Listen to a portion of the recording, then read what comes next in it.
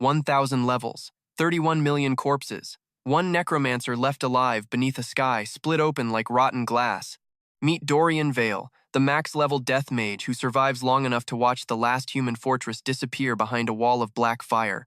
At level 1,000, his class cannot gain another stat. His spell tree has nowhere left to grow, and every undead king he once commanded has already been erased. See, 7 years ago, black wells began opening across the world. These vertical cracks do not merely release monsters, they drink heat, distort gravity, and turn every corpse near them into silver ash within minutes, making ordinary corpse-based necromancy almost hilariously useless. Dorian becomes the exception. He learns to bind the soul before the body dissolves. That discovery carries him farther than any necromancer in recorded history. Not far enough. A creature called the Hollow Emperor hangs above the ruined capital now, its body wrapped around the largest black well ever recorded. 6 wings unfold across the clouds. Each wing contains thousands of human faces, all silently screaming beneath translucent skin. Dorian raises one hand. Nothing answers. His final death knight shattered 12 minutes ago. His bone dragons are dust.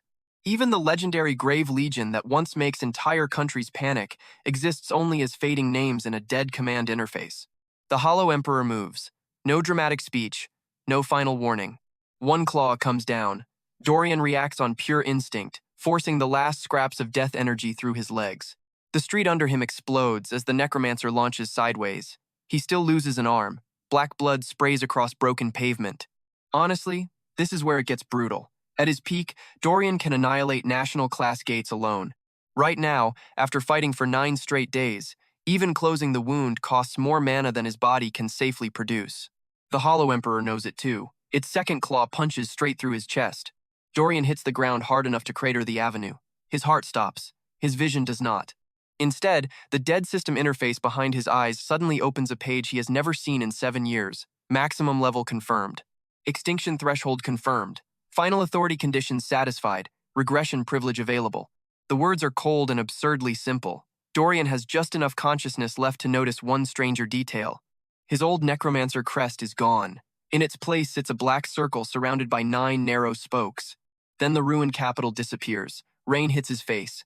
Dorian's eyes snap open. A fluorescent lamp flickers overhead. Someone screams nearby.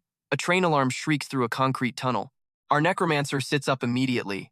No confusion, no mirror, no existential crisis. He checks his hands. Both arms. Young skin. No battlefield scars. Then he checks the date glowing above an abandoned station kiosk. 7 years earlier. The exact night the black wells first appear. Dorian rises before the shock has time to become emotion. Around him, commuters are shoving toward the emergency stairs. Phones keep losing signal. A station employee is trying to lift a fallen security shutter while something huge scratches against the darkness beyond the opposite platform. Dorian remembers this place. Harrow Central Station. 412 civilians die here during the first recorded breach. Authorities later classify the incident as an unavoidable surprise attack. That description is complete nonsense. The first monsters arrive almost 20 minutes before the official black well forms. Nobody ever discovers how. A wet clicking sound rolls down the tunnel. Dorian turns. 2 pale eyes appear between the rails. Then 6 more. Carrion hounds crawl out of the darkness, each one built like a starved wolf stretched over an oversized human skeleton. Their jaws split vertically. Silver vapor drifts from their teeth. People panic instantly. Our guy does the opposite. He looks at his right hand. No rings. No relics. No legendary staff. His mana reserve feels microscopic. The mighty max level necromancer has regressed into the body of a level 1 nobody. Wonderful. A quiet chime rings behind his eyes. The interface opens again, and this time the message is completely unfamiliar. Class restoration incomplete. Sovereign function detected. Defeated entities may now be registered as loyal servants. Dorian's expression finally changes. Barely. The next line changes it a little more. Registered servants receive experience at 100 times the standard growth rate. That is not his old ability. Not even close.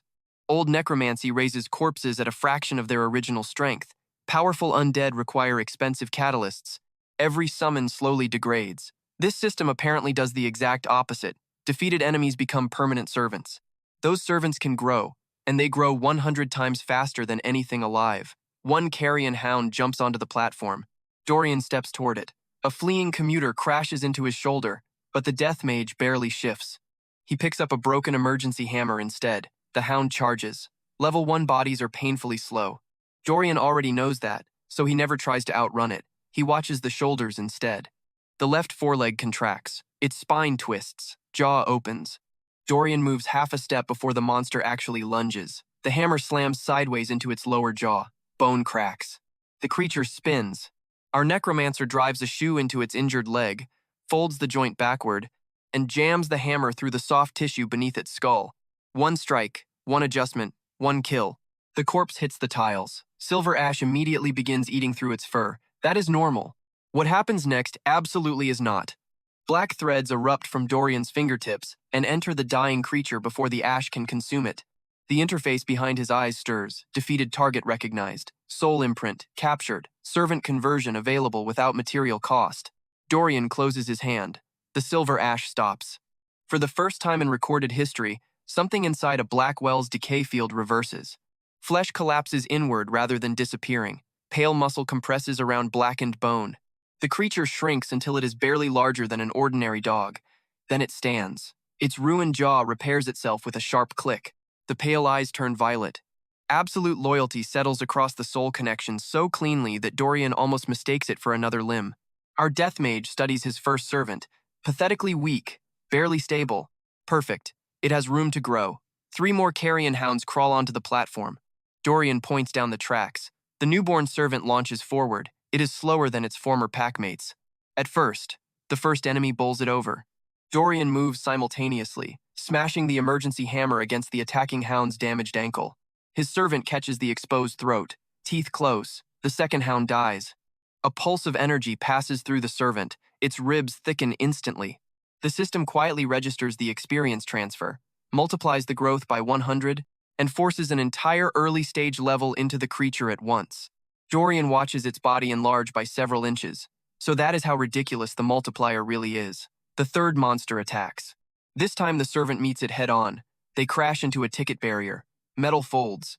Dorian circles behind them and rips a broken steel bar free from the railing. The enemy hound notices him too late. Steel enters the base of its skull. Another death, another black thread, another servant. The station now contains 2 creatures that were trying to eat civilians less than a minute ago. Both lower their heads toward Dorian. The 4th carrion hound freezes. Animals understand impossible situations faster than humans do. It runs. Dorian gives a single hand signal. His first servant chases. The newer one follows. The tunnel goes dark. Several seconds later, something howls. Then comes silence. Experience floods through the bond. Dorian's first servant jumps another level. Then another. Its claws lengthen. Black lines spread through its pale fur. The creature returns, dragging the 4th hound by the neck, and its shoulders now reach Dorian's waist. The death mage looks down at it. A servant needs a designation. Morrow. The creature lowers its head. Simple enough. Behind Dorian, the surviving commuters stare at the scene without understanding what they just witnessed. One man raises his phone. Dorian notices the camera and steps sideways before the lens gets a clear angle on his face. Being famous this early has no value. Knowing what happens next does. He moves toward the tunnel. The station employee finally manages to shout that the exit is in the opposite direction. Dorian keeps walking. The first black well officially opens above Harrow Central in 17 minutes. In the previous timeline, military teams arrive after 34. By sunrise, the surrounding district becomes a containment zone. By the end of the week, awakening begins across the population. And 3 months later, governments discover that killing creatures near a black well sometimes produces crystallized fragments called cores. Those cores become the foundation of the new economy. Dorian knows all of that. What interests him is something history never records. The carrion hounds came early. Morrow pads beside him, claws clicking against concrete. The second servant follows several steps behind. Dorian reaches the maintenance corridor from memory and tears open an emergency cabinet. Inside sits a flashlight, an insulated cutter, and a folded transit map. He takes all 3. Preparation first. Power second. Sentiment somewhere near the bottom. Our guy reaches a locked maintenance gate just as another vibration runs through the underground structure. Dust falls from the ceiling.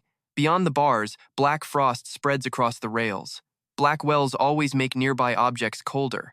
But this frost is moving against the airflow. Dorian crouches. Something has been dragged through it. A line of claw marks leads toward a service tunnel that does not appear on the transit map. Interesting. That tunnel never exists in any report he remembers. Morrow suddenly growls. Not at the darkness. At the wall. Dorian raises the flashlight. Someone has carved a symbol into the concrete behind a cluster of electrical cables. A black circle, 9 narrow spokes. The same mark that replaces his necromancer crest seconds before regression. His eyes sharpen. There is no recognition in his memory, no forgotten guild, no late-game faction. No known Blackwell classification uses this symbol. For now, he does not waste time guessing. Dorian photographs the carving with a discarded phone, removes the memory card, and slips it into his pocket. Evidence first. Answers later. A heavy impact shakes the hidden tunnel, then another. Morrow backs up half a step. That reaction matters. The hound happily attacks members of its own species, yet whatever waits beyond this wall triggers genuine fear through the bond. Dorian feels something else too. Hunger. His new system wants the creature behind that gate. A message burns across his mind. High-value hostile entity detected. Servant compatibility confirmed. Conversion probability dependent on defeat. No rank, no species, no estimated strength. Apparently the new system is powerful, not generous. The Death Mage almost smiles. The old timeline gives him 7 years of knowledge. This new power gives every victory the potential to become another victory. But the combination only matters if his level 1 body survives tonight. Dorian cuts through the maintenance lock. Morrow watches closely. The second hound positions itself behind its master without being ordered, already learning. Good. The gate swings inward, warm air rolls out. That makes no sense near a forming black well. Dorian steps through anyway. Several meters ahead, the service tunnel opens into a chamber that should not exist beneath Harrow Station. Dozens of monster eggs line the floor. A pulsating membrane covers the ceiling. At the center hangs an unfinished black well, no larger than a doorway, tethered to the ground by 9 black chains. And beneath it sleeps something enormous. Dorian recognizes the species immediately, a grave maw. In the old timeline, one mature grave maw wipes out an entire awakened response battalion 6 months from now. This one is an infant. Weak enough to kill, strong enough to change everything if it becomes his servant. Morrow's violet eyes tremble. Dorian reaches down and presses 2 fingers against the hound's skull. The soul connection settles. The creature stops shaking. Our necromancer studies the chamber, the eggs, the chains, and the sleeping monster. Then he notices a security door behind the grave maw. Stamped across its surface is the same 9-spoked symbol. So the first disaster is hiding something history never discovers. Fine, history can wait. Dorian switches off the flashlight, signals both servants to separate, and quietly locks the maintenance gate behind him. Then the former max level necromancer walks straight toward the sleeping grave maw and begins his first hunt 7 years early. The grave maw wakes before Dorian reaches the first egg. So much for the quiet approach. Its eyelids peel apart vertically, revealing 6 dull red eyes arranged around a mouth far too large for its skull. The infant monster unfolds from beneath the unfinished black well, and nearly 3 tons of gray flesh crash onto the chamber floor. Morrow immediately circles left. The second carrion servant moves right. Dorian stays exactly where he is. The grave maw roars. Every egg in the chamber vibrates. Our necromancer feels his tiny mana reserve shudder under the pressure, but his attention stays on the monster's legs. The creature is powerful enough to flatten his current body with 1 clean hit. Luckily, Dorian has killed hundreds of mature ones. The infant charges. He waits. 5 meters. 3, 1. Dorian kicks the nearest black chain. Metal jumps across the floor. The grave maw's front leg lands directly inside the loop. Our guy yanks. The monster's own momentum tightens the chain around its ankle, and 3 tons of charging meat suddenly lose balance. Its jaw hits concrete. Morrow strikes instantly. The hound tears into one of the 6 eyes. The grave maw thrashes so violently that Morrow flies across the chamber and smashes through an egg. Dorian is already moving. He grabs the insulated cutter, drives its metal jaws into the monster's exposed eye socket, then twists. The grave maw screams. Not enough. Its rear leg kicks backward. Our death mage crosses both arms. The impact still launches him into a wall. Pain erupts through his ribs. At least 2 crack. A max-level combat instinct inside a level 1 body is a pretty miserable combination. Dorian lands, rolls, and forces himself upright. The grave maw rips against the chain. 1 anchor tears free. That answers the first question. The chains can break. More importantly, the creature is strong enough to break them. Dorian's eyes move toward the unfinished black well. He is not trying to overpower the monster. He is measuring it. The second carrion servant attacks the rear leg. The grave maw turns and bites straight through the hound's torso. The soul connection snaps. Dorian feels the loss instantly. No grief reaches his face. Instead, he notices what the attack exposes. Under the grave maw's lower jaw sits a translucent sac pulsing with orange fluid. There it is, Infant grave moths cannot regulate dimensional heat internally.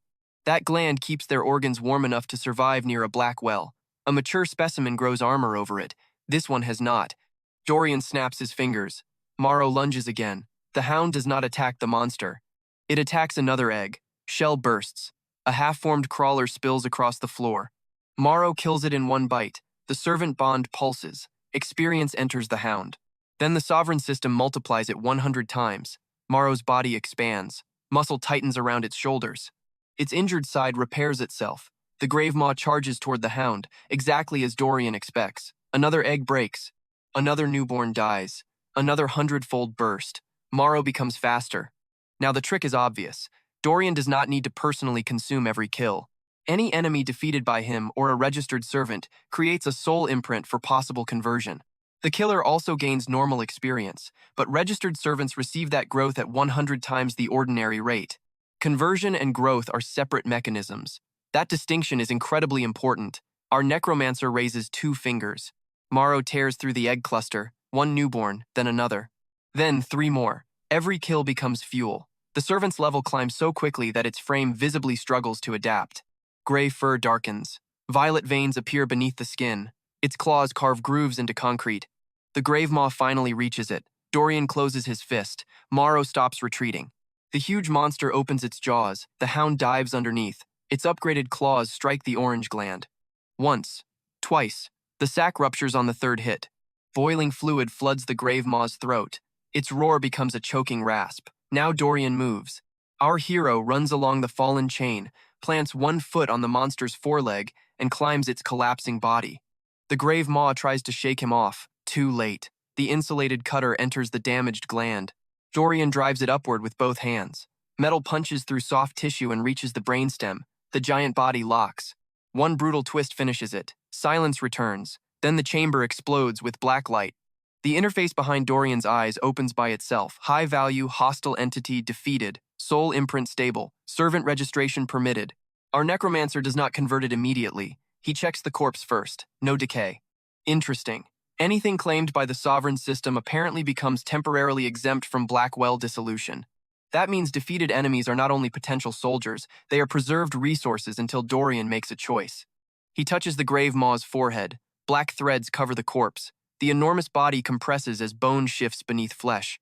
Its 6 eyes close. Heavy armor-like plates crawl across its back, but the transformation abruptly stops halfway. The interface provides the reason. Master capacity insufficient. Servant registered in suppressed juvenile state. So there is a limit after all, not a population limit, a command capacity limit. Dorian can claim something stronger than himself, but the servant's accessible power becomes restricted until his own level can support it. Honestly, that makes far more sense than receiving an unstoppable monster on the first night. The grave maw rises. Its body is now roughly the size of a large bull rather than a transport truck. It lowers its head. Dorian studies the creature and leaves it unnamed. Morrow is different. This beast is equipment with teeth. For now. A second notification arrives quietly. Morrow has met an accelerated growth threshold.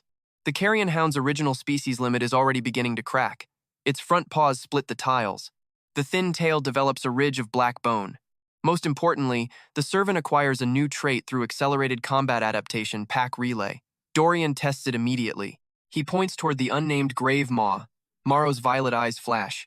The command jumps from Morrow into the larger servant without Dorian forming a separate order. Our death mage's eyebrows rise. That is useful. Morrow is becoming a command node. One servant can eventually direct others. For a necromancer planning to raise an army, that is worth more than another set of claws. Dorian walks toward the strange security door. The 9-spoked emblem has been stamped directly into the metal. Up close, another detail becomes visible. Each spoke contains microscopic lettering, not a language. Serial notation. The markings resemble system syntax. That should be impossible. Humanity has not awakened yet. No public interface exists tonight. Yet someone has built a door beneath Harrow Station, using symbols that his new system recognizes. Morrow scratches once at the lowest spoke. A narrow strip of metal pops loose. Behind it sits a black crystal. Dorian reaches toward it. The interface reacts before his fingers make contact. Unregistered anchor fragment detected. Authorization unavailable. No explanation follows. Our necromancer takes the crystal anyway. The moment it leaves the wall, every remaining egg turns gray. Then they begin hatching. Bad timing. Very good opportunity. Dorian steps backward. Morrow moves beside him. The suppressed grave maw lowers its head. Dozens of malformed creatures spill across the chamber. Our guy gives one command. The servants attack. What follows is less of a battle and more of an investment strategy with screaming. Morrow kills the weakest targets first. Every victory feeds absurd amounts of accelerated experience into its body. As the hound grows, Dorian redirects stronger enemies toward it. The grave maw holds the center. Whenever something slips past, Dorian finishes it with the cutter. Each dead creature produces another soul imprint. He converts only useful specimens, 2 armored crawlers, a tunneling larva, 3 needleback scavengers, no wasted command pressure. Within minutes, Dorian goes from commanding 2 servants to commanding 8. Morrow gains more levels than a normal beast should accumulate in months. The hound's shoulders now reach Dorian's chest. Its fur is almost completely black, but then its growth stops, not slows. Stops. The system identifies a species threshold. Further accelerated experience is being stored rather than applied until an evolution condition is fulfilled. Perfect. The 100-fold multiplier cannot endlessly inflate raw levels. Servants hit biological thresholds and must evolve. That means the system rewards understanding, not mindless farming. Dorian prefers it that way. The final crawler dies beneath Morrow's claws. Our hero checks his own status. His servants gain experience 100 times faster. He does not. Dorian himself has climbed only a handful of levels from the entire chamber. Another important limitation. The army will outgrow the king unless the king hunts targets worth far more than himself, so that becomes the next problem to solve. He looks at the time. The official Harrow Blackwell forms in less than 7 minutes. Authorities will flood this station soon afterward. Staying means questions. Questions mean registration. Registration means losing the only uncontested head start in human history. Dorian searches the chamber rapidly. The black crystal goes into his coat. So does a handful of intact shell membrane. He strips a heat gland from the grave maw's original corpse remnants before the conversion fully consumes them. Then our necromancer notices a maintenance terminal behind the security door. The machine is already running. No network connection. No manufacturer logo. Just a map. Dozens of tiny black circles mark locations across the city. Most correspond to Blackwell's Dorian remembers. 3 do not. One sits beneath Harrow Station. Another lies underneath an abandoned freight depot in the Eastern Industrial District. The last appears beneath St. Orison Hospital. Dorian's expression cools.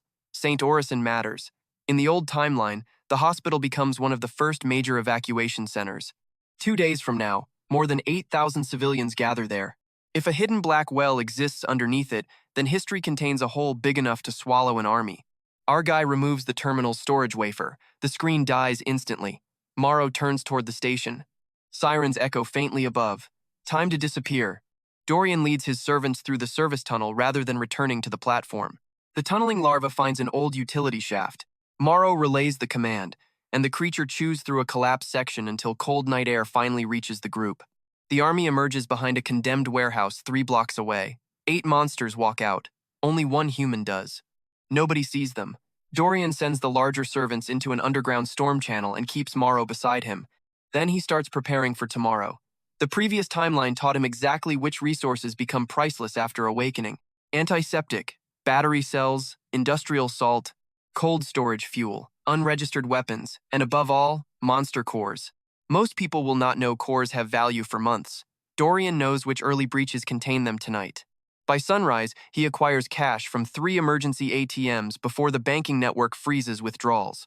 He buys every industrial battery still sitting inside a closing hardware warehouse. He rents an unused refrigerated storage unit under a false emergency contact. He pays cash. No digital trail connecting the location to Harrow Station. Then the regressor visits a 24-hour printing shop. What he prints looks worthless. A geological survey, a fake municipal notice, and a maintenance map containing a deliberately altered tunnel beneath the Eastern Freight Depot. Dorian folds them together and slides them into an envelope. The recipient is Calder Rusk, acquisition chief of Bastion Recovery. That company means almost nothing tonight. Within 2 years, it becomes the largest private gate contractor on the continent. Within 4, Rusk controls enough dungeon access to decide which cities receive cores and which cities are abandoned. Dorian remembers exactly how the man gets started. Rusk buys information cheaply from terrified civilians before anyone understands its value. So our necromancer gives him information. Mostly real. 1 location false. The false location leads directly over an empty subterranean chamber Dorian intends to fill with something much more useful later. A bait only works if the victim can verify most of it. Dorian includes 2 authentic details about tomorrow's first core deposits. Then he seals the envelope. No threats, no demands. Just profit waiting to be discovered. Bastion recovery will do the rest to itself. Our death mage leaves the package at a courier drop and returns to the refrigerated storage unit before dawn. Morrow waits inside. The hound has killed 6 sewer-dwelling spawn on its own. 6 kills. 600 times a normal creature's worth of comparative growth pressure.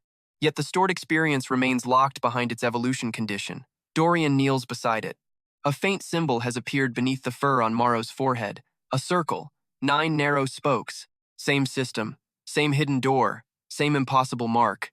The hound did not have it before. Our guy presses the black anchor crystal against the symbol. Both react.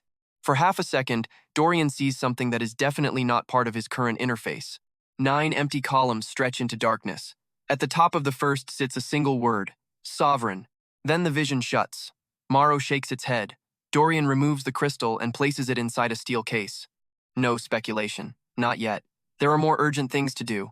He spreads the stolen map across a workbench. Harrow Station is crossed out. The Eastern Freight Depot receives a black circle.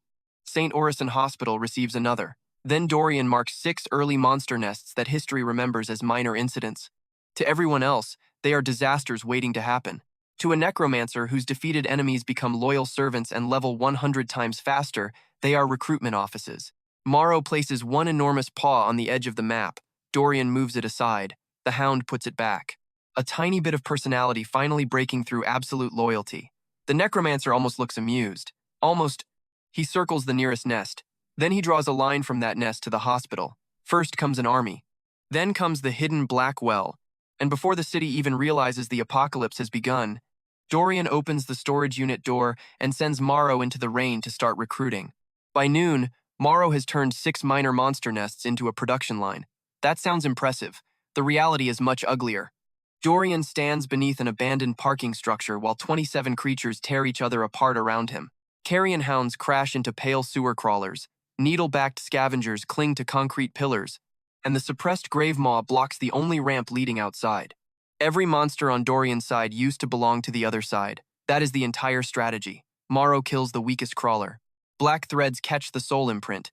Dorian converts it immediately. The newborn servant turns around and attacks its former pack. Another enemy falls. Another servant rises. The process repeats. Our necromancer watches the numbers rather than the carnage. Conversion costs almost nothing. Maintaining servants consumes command capacity rather than mana. More importantly, loyalty never weakens. No fear penalty. No morale collapse. No resistance from powerful former enemies. If something dies under Dorian or one of his registered servants, the sovereign system treats its allegiance as a settled question. Growth is the dangerous part. The 100-fold acceleration does not simply dump raw strength into every servant forever. Each creature races toward its natural species threshold, then starts storing excess experience until Dorian discovers the correct evolution trigger. That means weak monsters become useful very quickly. After that, quality matters. Morrow is currently sitting on enough stored growth to gain dozens of ordinary levels, yet the hound cannot cross its first evolution barrier. Dorian already has a theory. Every time Morrow kills a creature with pack command traits, the 9-spoked mark on its forehead reacts. Not strength, authority. Its evolution requires authority over something stronger than itself. Conveniently, the city is about to provide exactly that. A scavenger leaps toward Dorian. Our death mage tilts his head. Morrow strikes from the side before the creature reaches him. Its neck breaks. The hound lands silently. No command was necessary. That is new. Absolute loyalty does not erase personality after all. Morrow is beginning to make decisions inside Dorian's broader intent. Useful servants obey orders. Exceptional servants understand why the order exists. The latter can command armies. Dorian checks the cracked phone in his hand. Emergency alerts cover the screen. Black wells have now appeared in 11 districts. Police lines are collapsing around 2 of them. Social media is filling with videos of ordinary people suddenly producing fire, barriers, enhanced strength, and other awakening abilities. The system age has officially begun. Nobody understands it yet. Our hero understands too much. That is why the next notification bothers him. A municipal evacuation order flashes across the phone. St. Orison Hospital. Immediate evacuation. Dorian goes completely still. Wrong. In the previous timeline, St. Orison remains safe until tomorrow night. He remembers that disaster with uncomfortable precision. The hospital loses power shortly before midnight. A gate opens beneath the western wing. Thousands of evacuees become trapped above it. That event is still more than a day away. Yet the warning on his phone reports abnormal subterranean temperatures beneath the same building right now. The timeline has moved. Already, Dorian takes out the stolen storage wafer from Harrow Station. Same hidden location. Same impossible discrepancy. Our necromancer folds the city map and immediately changes the plan. The 7th farming nest can wait. St. Orison cannot. He whistles once. 27 servants stop feeding. Morrow raises its head. The Gravemaw turns toward the exit. Dorian selects only 9 servants. The rest disappear into storm drains under pack relay orders, hiding rather than following. An army attracts attention. A strike team creates rumors. For now, rumors are safer. St. Orison Hospital is 6 districts away. By the time Dorian arrives, the first floor is chaos. Ambulances block the road. Patients crowd the pavement beneath emergency blankets. Police officers are trying to establish a perimeter, while newly awakened civilians argue with anyone wearing a uniform. Nobody notices one more man in a dark raincoat walking around the rear loading bay. Morrow travels through the drainage system beneath him. The other servants stay below street level. Dorian reaches the western wing. The temperature drops instantly. Black frost coats the basement stairs. There it is. Too early by more than 30 hours. Our regressor stops at the bottom. The basement wall bulges inward. A heartbeat later, concrete explodes. Something enormous hits Dorian before he can move. The impact sends him through a supply room door. Shelves collapse. Glass shatters. His shoulder dislocates. Not ideal. A monster crawls through the hole. It resembles a bear stripped down to translucent muscle, except slabs of glassy armor cover its spine. 4 forelimbs end in hooked claws. A circular mouth opens beneath its chest instead of its head. Dorian recognizes it. A glassback devourer. But this one is far too large. The creatures appearing during the first week should be juvenile scavengers. This thing looks several evolutions older. Another timeline deviation. Our hero grips his dislocated arm and slams the shoulder against the wall. The joint snaps back into place. Pain arrives afterward. He ignores it. The devourer charges again. Dorian retreats into the corridor. Morrow bursts through a ventilation grate and attacks from above. Its claws strike the glassback armor. Sparks fly. No penetration. The Gravemaw follows through the broken wall and slams its entire body against the larger enemy. For 3 seconds, the servants actually hold it. Then the devourer opens the mouth beneath its chest. A pressure wave tears across the hallway. The Gravemaw loses a chunk of its shoulder. 2 needle-backed servants simply explode. Morrow hits the ceiling. Dorian gets thrown across the corridor again. Stage 1 is clear enough. Raw force favors the enemy. Badly. The glassback advances. Our necromancer wipes blood from his mouth and watches. Front claws. Armor plates. Circular mouth. Breathing rhythm. The monster fires another pressure wave. This time Dorian sees the change. Half a second before the blast, every transparent plate on its back turns cloudy. Then they clear again. Heat transfer. The armor is not merely protecting the monster. It is storing energy for the pressure attack, and every discharge forces the plates to vent. There is a tiny window after each blast where the seams between them expand. Dorian steps backward. The glassback follows. Exactly what he wants. Our hero taps 2 fingers against the floor. Morrow receives the command. Not verbally. Through pack relay, the hound sends it onward. 3 servants hidden inside adjacent rooms begin moving at once. The glassback fires again. Dorian ducks behind a concrete support. The pressure wave tears chunks from the pillar. The armor clouds. Discharges. Clears now. Morrow howls. A carrion servant throws itself against the glassback's rear leg. The monster turns. A crawler bites the opposite ankle. The devourer crushes it instantly. Dorian captures the imprint before the corpse can dissolve. Conversion. The dead crawler rises beneath the monster's foot and bites again. Another servant dies. Another conversion. Another body gets back up. The glassback suddenly finds itself surrounded by enemies that refuse to remain enemies after death. That is Dorian's first real experiment. A technique built directly from the sovereign system. He calls the pattern a grave cascade. No giant spell, no mana explosion, just momentum that changes ownership every time something dies. The glassback kills a needle-backed scavenger. Dorian converts it. The revived creature attacks an exposed armor seam. The devourer crushes another hound. Black threads catch it. The hound rises and attacks from behind. Every servant that lands a successful kill receives 100 times normal growth. Every casualty Dorian can reclaim returns to the field. The enemy is not reducing his numbers quickly enough. It is training them. The glassback roars and releases another pressure burst. Dorian is waiting. The plates separate. Morrow launches from the stairwell. Its claws do not attack the armor. They enter the open seam. The hound hangs on. The glassback twists violently. Morrow refuses to release. That one decision creates the opening. Dorian sends the grave maw forward. The bull-sized servant crashes into the devourer's side. Morrow rips downward simultaneously. One entire glass plate tears free. Soft tissue appears beneath it. Our necromancer grabs the fallen plate with both hands. Its edge is sharper than steel. He drives it straight back into the creature that grew it. The improvised blade sinks deep. The devourer convulses. Its chest mouth opens. Dorian pivots away from the center line. Morrow releases the armor and dives underneath. The hound's jaws close around the thin membrane inside the circular mouth. It pulls. The pressure organ tears loose. The glassback collapses. Dorian finishes it with its own armor shard through the exposed spinal seam. Black light fills the basement. The sovereign system speaks quietly. High-grade entity defeated. Conversion available. Our death mage touches the corpse. The huge monster begins shrinking. This time the process takes nearly a minute. When it rises again, the glassback is only slightly larger than Morrow. Its armor reduced to 4 incomplete plates. Suppressed state. Still useful. Then experience from the kill reaches Morrow. 100 times standard growth. The hound freezes. Its stored experience surges against the species barrier. The mark on its forehead opens like a black eye. Morrow looks at the newly converted glassback. The stronger monster instinctively lowers its body. Submission. That is the missing condition. Authority over a higher species. The system registers the requirement as fulfilled. Morrow's evolution begins, not dramatically. No pillar of light. The change looks almost surgical. Its legs lengthen. The black ridge along its tail hardens into segmented bone. Violet lines retreat beneath its fur, concentrating around the eyes and throat. When the transformation stops, Morrow is leaner rather than larger, faster, more controlled. A new designation settles into Dorian's interface.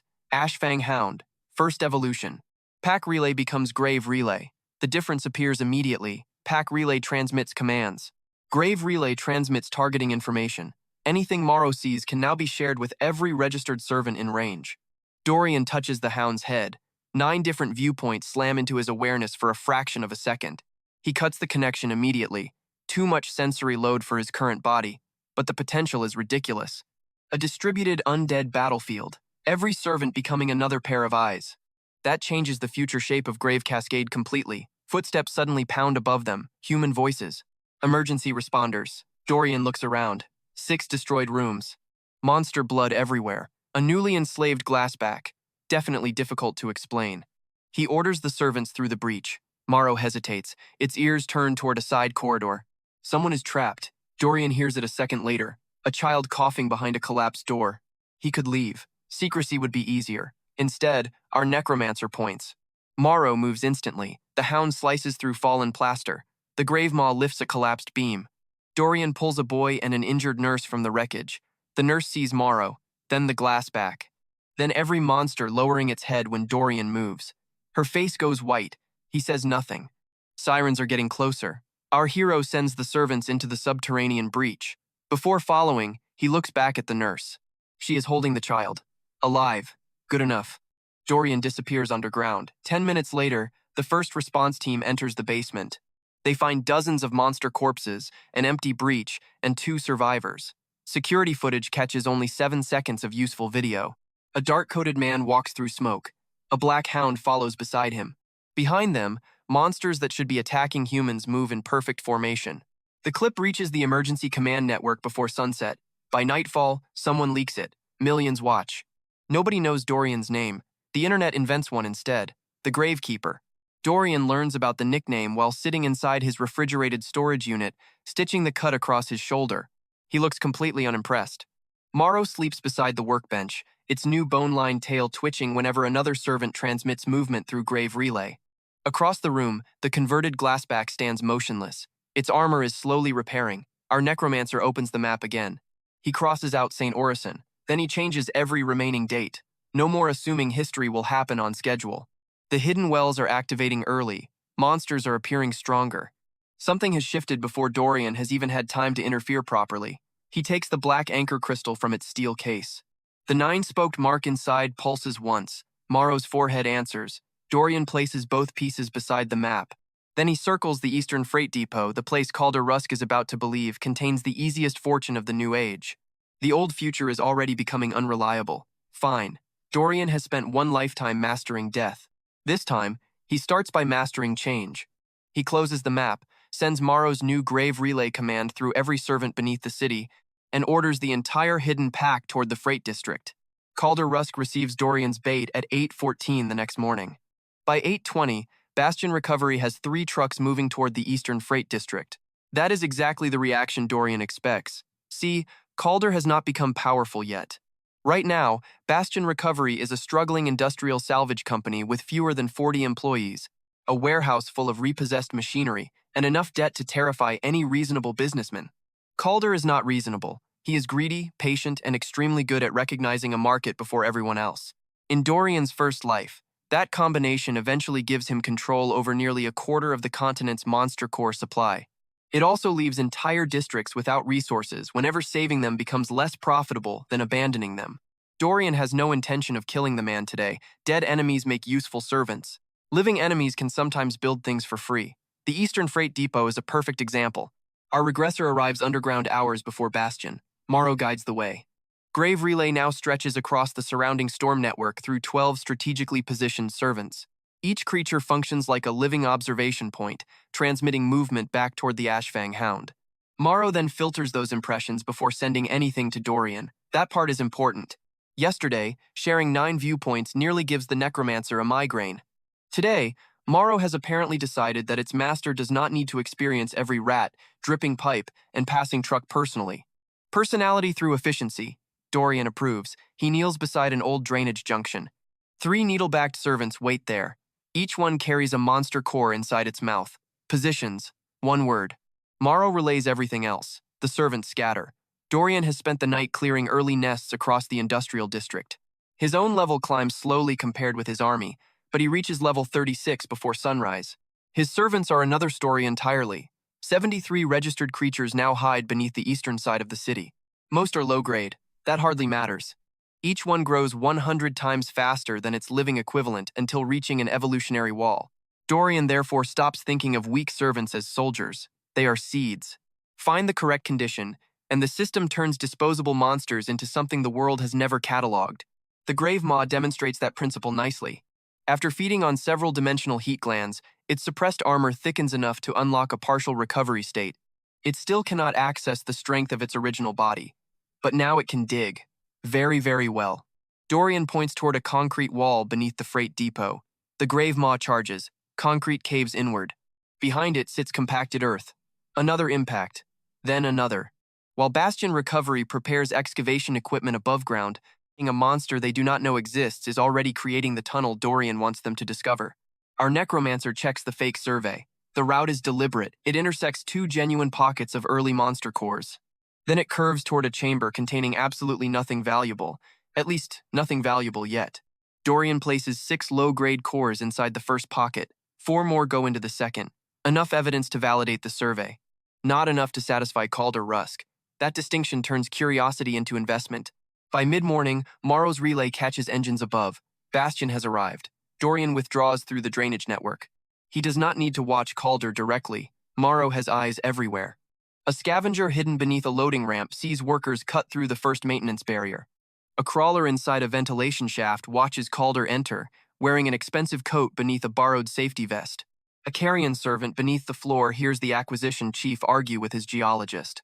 The geologist thinks the survey looks altered. Calder orders them to drill anyway. Then they find the first monster core. Everything changes. The crystal is still warm. An awakened technician touches it and receives a tiny pulse of system energy. That is all the proof Calder needs. The second pocket contains 4 more. By afternoon, Bastion Recovery has fenced off the depot. By evening, Calder purchases an emergency lease on the surrounding warehouses. By midnight, heavy excavation equipment begins arriving. Dorian watches the operation through Morrow's filtered relay from nearly 2 kilometers away. The bait is swallowed. More importantly, the victim is paying to dig deeper. Our death mage closes that section of the map. No celebration. The trap has only entered its first useful stage. Now comes expansion. Dorian has 73 servants. That number becomes 109 before dawn. 2 days later, it reaches 184. The growth does not come from mindlessly attacking everything in sight. Our Necromancer organizes the servants by function. Carrion types become pursuit units. Needlebacks guard tunnel intersections. Crawlers map narrow infrastructure routes humans cannot enter. The Grave Maw handles excavation. Glassback serves as the heavy response unit. Morrow sits above them all, not because it is physically strongest. Because Grave Relay makes it the nervous system. Dorian tests the network inside an abandoned rail yard. He places himself inside a maintenance office with no windows. 30 servants spread across 6 city blocks. Morrow stands beside him. Our hero closes his eyes. One command enters the Hound. Find the red marker. The order spreads. Not as words, as intent. A crawler finds a scrap of red fabric beneath a rail car. Its sight reaches Morrow. Morrow redirects 3 hounds. A hound detects human scent. Morrow recognizes Dorian's test assistant is actually a mannequin and ignores it. Another servant finds the real marker. Total time is less than 4 minutes. Dorian opens his eyes. This is no longer summoning. It is distributed command. At max level in his former life, controlling thousands of undead requires constant magical pressure. Orders weaken over distance. Complex formations demand individual commanders. The sovereign system is building something fundamentally different. The army thinks through layers, and Morrow is becoming the first layer beneath Dorian. The Hound receives a piece of dried meat afterward. Morrow sniffs it, then pushes it toward the Grave Maw. Dorian pauses. The Grave Maw eats the entire thing, wrapper included. Apparently, accelerated evolution does not improve table manners. Even the Necromancer looks mildly offended. Then Grave Relay suddenly sends a warning. Human. Roof. Watching. Dorian moves immediately. A Bastion scout lies across the neighboring warehouse roof with a camera aimed at the rail yard. The man has not seen the servants clearly. Not yet. Our hero sends a crawler through the wall cavity. The creature reaches the roof behind the scout. Dorian gives a precise order. Do not kill. The crawler bites through the camera strap instead. The device drops 3 floors and shatters. By the time the scout turns around, nothing remains except claw marks. Good. Calder is getting suspicious. That is expected. Suspicion without understanding makes people spend money. The next morning, Bastion doubles security around the freight depot. Calder also hires 3 newly awakened combat specialists. Dorian recognizes one of their names from the old timeline. Brant Kessel, future commander of Bastion's acquisition squads. The man eventually becomes infamous for entering newly evacuated neighborhoods before government rescue teams and claiming every core-producing zone under emergency salvage law. Right now, Brant is only level 19. Dorian is almost tempted. Defeat him. Convert him. Gain a servant with human intelligence and an awakened combat class. The sovereign system certainly appears capable of it. But our regressor leaves Brant alive. There are questions about human conversion he prefers answering somewhere private. Besides, Brant is more valuable protecting Calder's excavation. For the next 2 days, Bastion digs exactly where Dorian wants. Meanwhile, the Gravekeeper rumor spreads. The 7-second hospital video reaches national news. Experts argue over whether the Black Hound is summoned, tamed, artificial, or simply edited footage. Awakened forums begin tracking sightings. Several people claim to have seen black-eyed monsters entering storm drains around Harrow. Most reports are dismissed. Dorian encourages that. He deliberately allows 1 blurry image every few districts. Never enough for proof, enough to make scavengers avoid certain tunnels. His hidden territory expands without a single public declaration. By the end of the 4th night, servants occupy almost 12 kilometers of connected underground infrastructure. 261 creatures answer the network. More than half have already reached their original species limits. 7 display pending evolution conditions. Dorian catalogs every requirement. Heat. Authority. Repeated exposure to dimensional pressure. Consumption of matching cores. Survival after catastrophic injury. Evolution is not random. The system rewards behavioral milestones tied to what each servant actually is. That means the 100-fold multiplier is only half the cheat. The other half is selection. Dorian can deliberately breed an army through combat. Our necromancer stands inside the refrigerated storage unit, covering a wall with handwritten evolution routes. Morrow watches. The Ashfang suddenly picks up the black anchor crystal in its mouth. Dorian turns. Morrow walks toward the door. Interesting. The Hound has never touched it voluntarily before. Our hero follows. Grave Relay leads them east, toward Bastion's excavation. Something underneath the freight depot is calling to Morrow. By the time Dorian reaches the perimeter, Calder's workers have already opened the deepest section of the tunnel. Nobody is celebrating. Every electronic device inside the excavation pit has stopped functioning. Portable lights blink. Compasses spin. One awakened technician vomits after approaching the newly exposed wall. Calder stands behind a safety barrier. Brant Kessel keeps one hand on his weapon. The excavation has uncovered black metal, not stone. Not a gate. A structure. Dorian observes from an adjacent drainage passage through a servant's eyes. Calder steps closer. The same nine-spoked symbol from Harrow Station covers the buried surface. For the first time, Calder looks genuinely uncertain. Then greed wins. He orders the workers to keep digging. Exactly right. Dorian withdraws. Bastion can expose the entrance. He will take whatever is behind it. Several hours later, Morrow wakes him with a low growl. The freight structure has opened. Not because Calder succeeds, because something inside activates. Every registered servant in the Eastern District suddenly turns toward the depot. Even creatures with no direct line of sight react.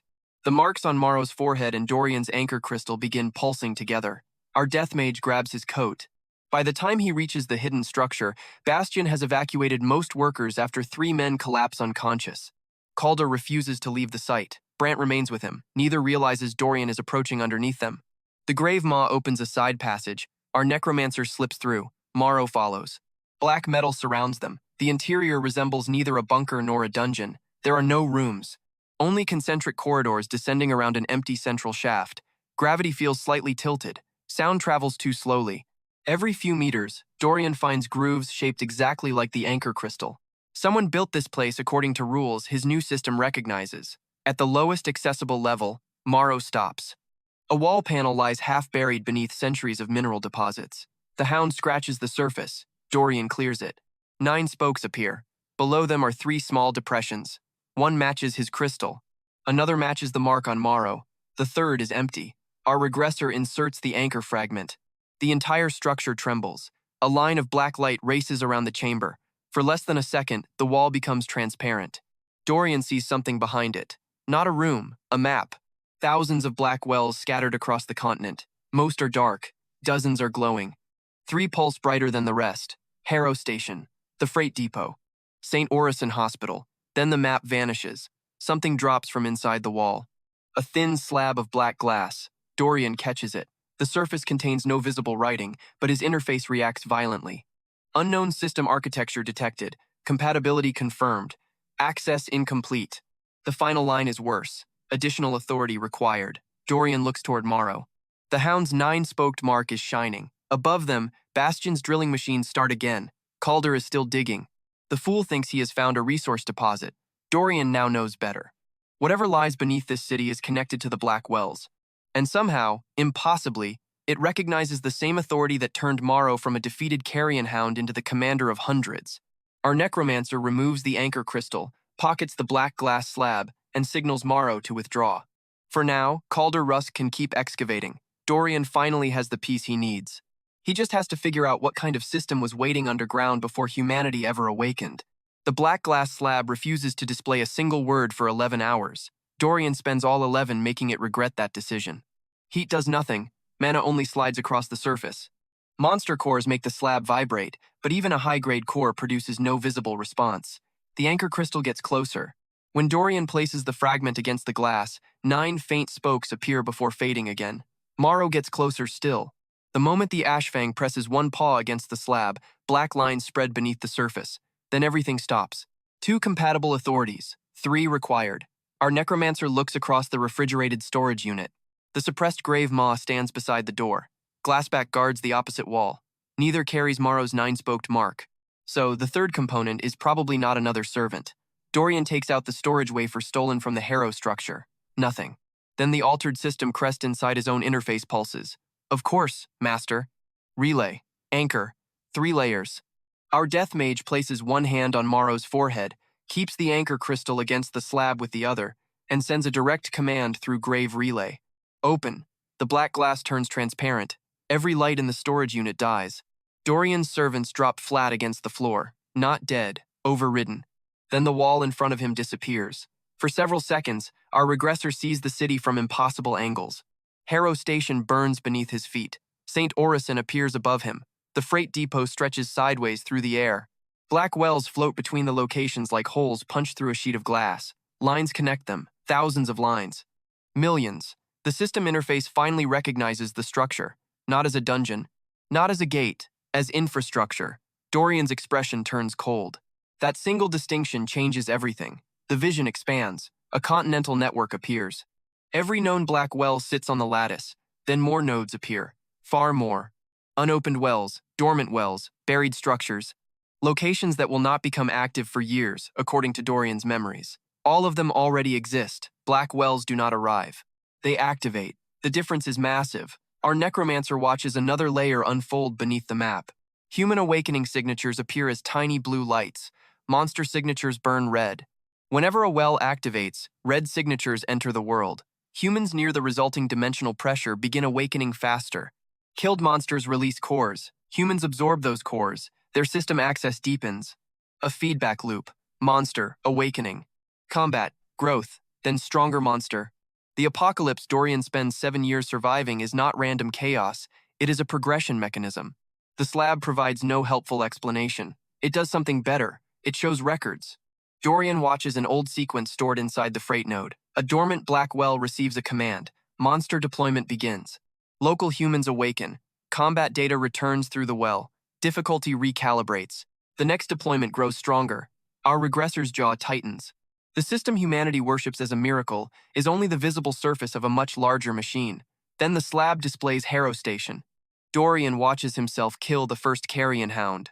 A black thread captures the soul. The creature becomes Morrow. The moment conversion completes, the lattice changes. One red signature disappears from the black well network. It reappears in black. Owned. The word is brutally simple. Then Morrow kills another creature. Hundredfold growth activates. The network recalculates again. A line of system syntax finally becomes readable. Reclamation, acceleration, active. Growth coefficient, 100. Dorian understands. His servants are not breaking the rules. They are using rules ordinary awakened humans cannot access. The sovereign system treats defeated enemies as reclaimed military assets.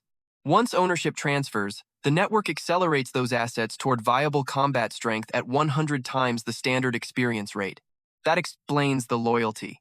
It explains the preservation of corpses. It explains the evolution thresholds.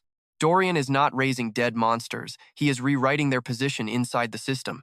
Necromancy is simply the language his class uses to express that authority. Then the next record appears. St. Orison.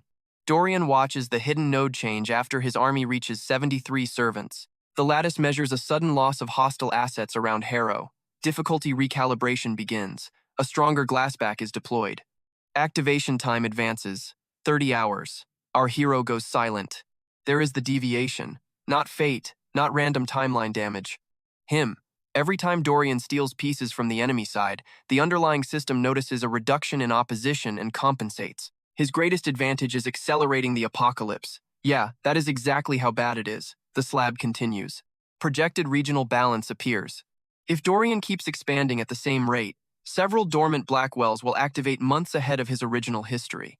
If his servants continue evolving at 100 times normal growth, the lattice will increase local monster quality to match. The stronger his army becomes, the faster the battlefield changes. That does not make the ability weaker. It makes using it stupidly lethal. Dorian releases Morrow. The vision disappears. His servants rise again. Our necromancer immediately tears every dated note from the wall, one by one. The old future has lost its authority. Locations still matter. People still matter. Political choices may still happen similarly. Exact schedules are now poison. Dorian replaces the timeline with a different map. He marks every dormant node visible on the slab. Then he divides the city into observation sectors. Servants near each node receive new orders through grave relay. Watch temperature. Watch gravity. Watch monster movement. Report change immediately. No more waiting for history. The army becomes an early warning network. Morrow watches Dorian work. The Ashfang suddenly whines. That is unusual enough to stop him. A hairline crack has appeared across the 9-spoked mark on its forehead. The slab overloaded grave relay. Dorian reaches toward it. Morrow pulls away. Then the hound presses its paw against the glass again voluntarily. The mark brightens. A new system description flickers into view. First, retainer synchronization incomplete. Authority bandwidth expanding. Evolution pathway unresolved. Morrow immediately loses balance. Dorian catches the hound before its skull hits the floor. Interesting. The creature is not merely leveling. Grave Relay itself is becoming too large for Morrow's current body. Its next evolution will require a physical structure capable of handling hundreds, eventually thousands of simultaneous servant signals. Dorian takes the slab away. Morrow growls at him. Our death mage stares back. The hound growls again. Absolute loyalty apparently includes disagreement. Good. Dorian gives it water and orders it to rest. This time Morrow obeys. Barely. Our regressor returns to the black glass. One final layer remains locked. He reconnects without Morrow, using only the anchor. The full map no longer appears, but a structural diagram does. 9 concentric command channels surround every major black well. Ordinary awakened humans operate entirely outside them. Dorian's sovereign authority has accessed only the first. The remaining 8 are sealed. No convenient instructions explain how to open them. But one component on the diagram catches his attention: a relay frame, 3 anchor points surrounding a central command channel. Dorian recognizes the shape, sections of that exact black metal line, the buried freight structure. He sketches the geometry immediately. If the material carries authority signals without overloading Morrow, then a physical relay could stabilize Grave Cascade across a much larger battlefield. Not useful today. Potentially decisive later. Chekhov would probably approve. Dorian puts the sketch beside the anchor crystal, then Grave Relay screams. Not literally. Every servant in the freight district sends danger at once. Bastion Recovery has opened the central shaft. Our necromancer stands. Morrow tries to rise. Dorian presses one hand against the hound's shoulders. Stay. The Ashfang looks offended. The Grave Maw follows instead. At the freight depot, Calder Rusk watches his investment turn into a nightmare. The newly exposed shaft is emitting black frost. 2 workers are unconscious. One drilling rig has folded sideways after gravity changes around the opening. Brant Kessel studies claw marks near a damaged access panel. Human footprints sit beside them. That detail matters more than the machinery. Someone else has been inside. Someone has removed components. And Brant has already seen the hospital footage. He places a printed still image beside the claw marks. Morrow's forepaw. Same structure. Calder finally understands that the mysterious gravekeeper has been using his excavation. His fear lasts perhaps 3 seconds. Then humiliation replaces it. He orders Bastion security to close every drainage route around the depot. Brant says nothing. He simply begins placing motion sensors underground. The visible opposition has finally started looking directly at Dorian. They are still several moves behind, but at least they are facing the correct direction now. Dorian enters the outer storm network 20 minutes later. A crawler detects the first sensor. Our hero stops. Different pattern. Bastion has adapted. He smiles faintly. Good. Predictable enemies are useful. Enemies capable of learning are useful for longer. Dorian sends the Gravemaw down a different tunnel. Then the ground shakes. Not beneath the freight depot. Far away, Morrow's Grave Relay reaches him despite the hound being kilometers distant. One observer servant has just transmitted an image from the northern district. A black well is opening. Dorian checks the slab's stolen map. That node should remain dormant for another 4 months in the original timeline. Now it is active. His expansion has pushed regional difficulty again. Our necromancer immediately recalculates. An army of 261 is no longer the goal. It is a liability if left concentrated. He needs fewer weak servants. More evolved commanders, distributed territories, independent cells. And most importantly, a way to steal enemy strength without forcing the lattice to compensate faster than humanity can survive. That becomes the new plan. Dorian changes direction. The freight structure can wait a few hours. The northern well cannot. Before leaving, he sends one crawler beneath Bastion's main drill platform. Not to attack, to plant something. A dead low-grade monster containing a deliberately intact core. Another piece of bait. Calder will find it. He will believe the richest deposit lies deeper. He will keep drilling. And Bastion will expose the lower command chambers without Dorian risking a single servant. The trap tightens by one more turn. Our regressor reaches the northern district before emergency forces. This new well hangs above an unfinished skyscraper. Gravity bends around it. Cars slowly slide uphill. Glass rises from the street instead of falling. Morrow arrives through a maintenance tunnel despite the order to rest. Dorian gives the hound a long look. Morrow lowers its head. Then Grave Relay sends something strange. Not an apology. A location. The hound has detected a black metal fragment inside the newly opened, well, same composition as the relay frame beneath the freight depot. Our hero looks upward. A monster silhouette moves behind the dimensional tear, larger than anything scheduled to appear during the first month. The system is compensating. Fine. Dorian takes the sketch of the relay frame from his coat. One component beneath the freight depot, another inside this well, a third anchor point still missing. The tool he will eventually need is assembling itself piece by piece. Above him, the black well tears wider. Dorian calls the Grave Maw forward. Across the district, dozens of servants begin moving through hidden tunnels. Morrow's cracked forehead mark burns violet as Grave Relay spreads the command. The apocalypse is learning from Dorian now. Unfortunately for it, the max level necromancer has just learned how to read the machinery underneath. He steps into the reversed gravity field and begins climbing toward the newly awakened well. The first thing Dorian learns about reversed gravity is that falling upwards still hurts. A floating sedan proves the point. The vehicle tears free from the street and shoots toward the unfinished skyscraper just as Dorian crosses the gravity boundary. Our necromancer twists sideways, catches a steel support cable, and lets the car sail past his shoulder. It smashes into the building 20 floors above. Morrow follows by running directly up the outside wall. Naturally, the Ashfang has adapted to the distorted gravity faster than its master. Dorian climbs after it while the black well expands overhead. Servants emerge from windows across the tower. Carrion types crawl along concrete ceilings.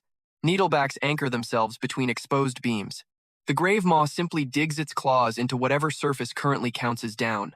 Then something drops out of the well. Except it does not drop. It stops in midair. The creature resembles an enormous mantis wrapped in overlapping black metal rings. Each movement changes the direction of gravity around one section of the skyscraper. A vector reaper. Dorian remembers encountering his first one nearly 3 years into the original apocalypse. This specimen is here during the first week. The lattice is not being subtle anymore. A nearby interface response identifies the monster as level 92. Dorian is level 43. Morrow's combat value sits higher, but the cracked grave relay mark is limiting its output. Brute force would work eventually. It would also cost half the current army. Our regressor takes out the black glass slab instead. The vector reaper attacks. One arm slices through a concrete column. Gravity rotates. The entire floor becomes a wall. Servants tumble sideways. Dorian catches a beam. Morrow does not. The Ashfang intentionally lets itself fall past the reaper. At the last second, its claws catch one of the black metal rings around the monster. Dorian sees it. Same material. The relay frame. Take the ring. Grave relay spreads the order. Everything changes. The servants stop trying to kill the reaper. They start dismantling it. A needleback fires spines into a wing joint. 2 hounds attack the rear legs. The grave maw crashes through the ceiling from what is now technically the side. Every strike forces the vector reaper to change gravity. Every change exposes another ring. Dorian watches the pattern. Left, down, forward, up. The monster cycles through 4 directional fields before repeating. On the next rotation, our death mage releases the support cable early. Gravity throws him directly toward the creature.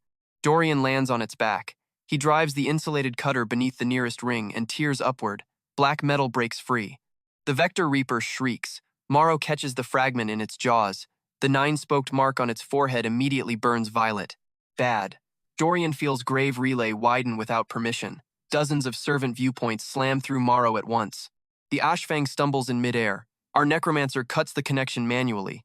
Morrow hits a suspended office desk instead of falling through the open tower. The system records the reaction. Authority conductor recognized. First retainer evolution requirement partially satisfied. Dorian reads the next line while hanging from a monster several hundred feet above the street.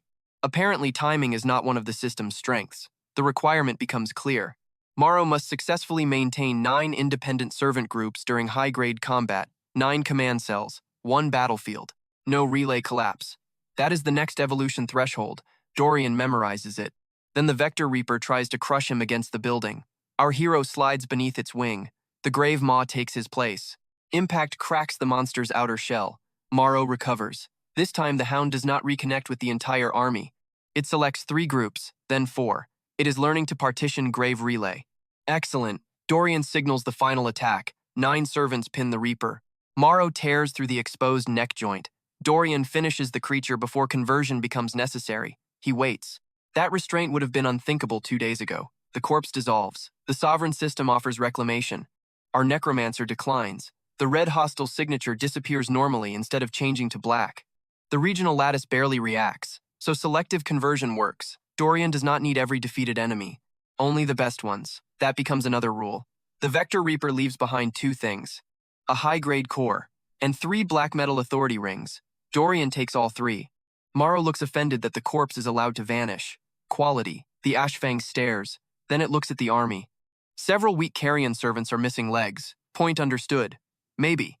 By evening, Dorian reorganizes the entire underground force. 261 servants become 114. He releases the weakest soul imprints rather than maintaining useless command weight.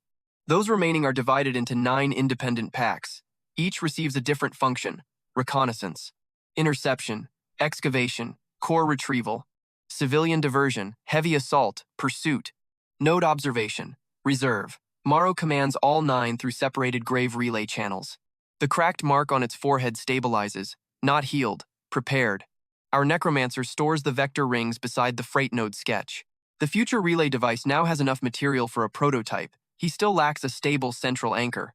That piece will have to come later. Outside, the city gets worse. Black wells appear in 3 additional districts. The military establishes exclusion zones. Newly awakened fighters receive provisional identification cards and emergency ranks. Guilds begin forming almost overnight. Monster cores suddenly have a recognized market price, and Calder Rusk becomes very rich. Bastion Recovery's freight excavation produces enough authentic cores to attract private investors, exactly as Dorian intended. Calder uses the money immediately. He leases the entire Eastern Freight District. He hires awakened security.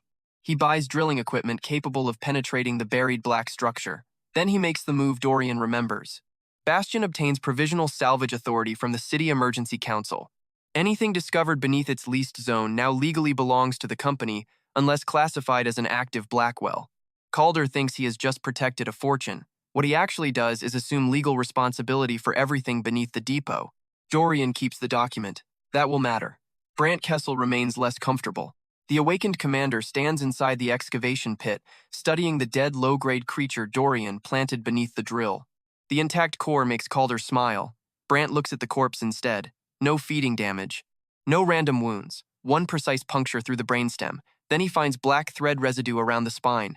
Same residue discovered beneath St. Orison. Same residue appearing in sewer reports around the Gravekeeper sightings. Brant finally tells Calder the obvious. Someone is steering them.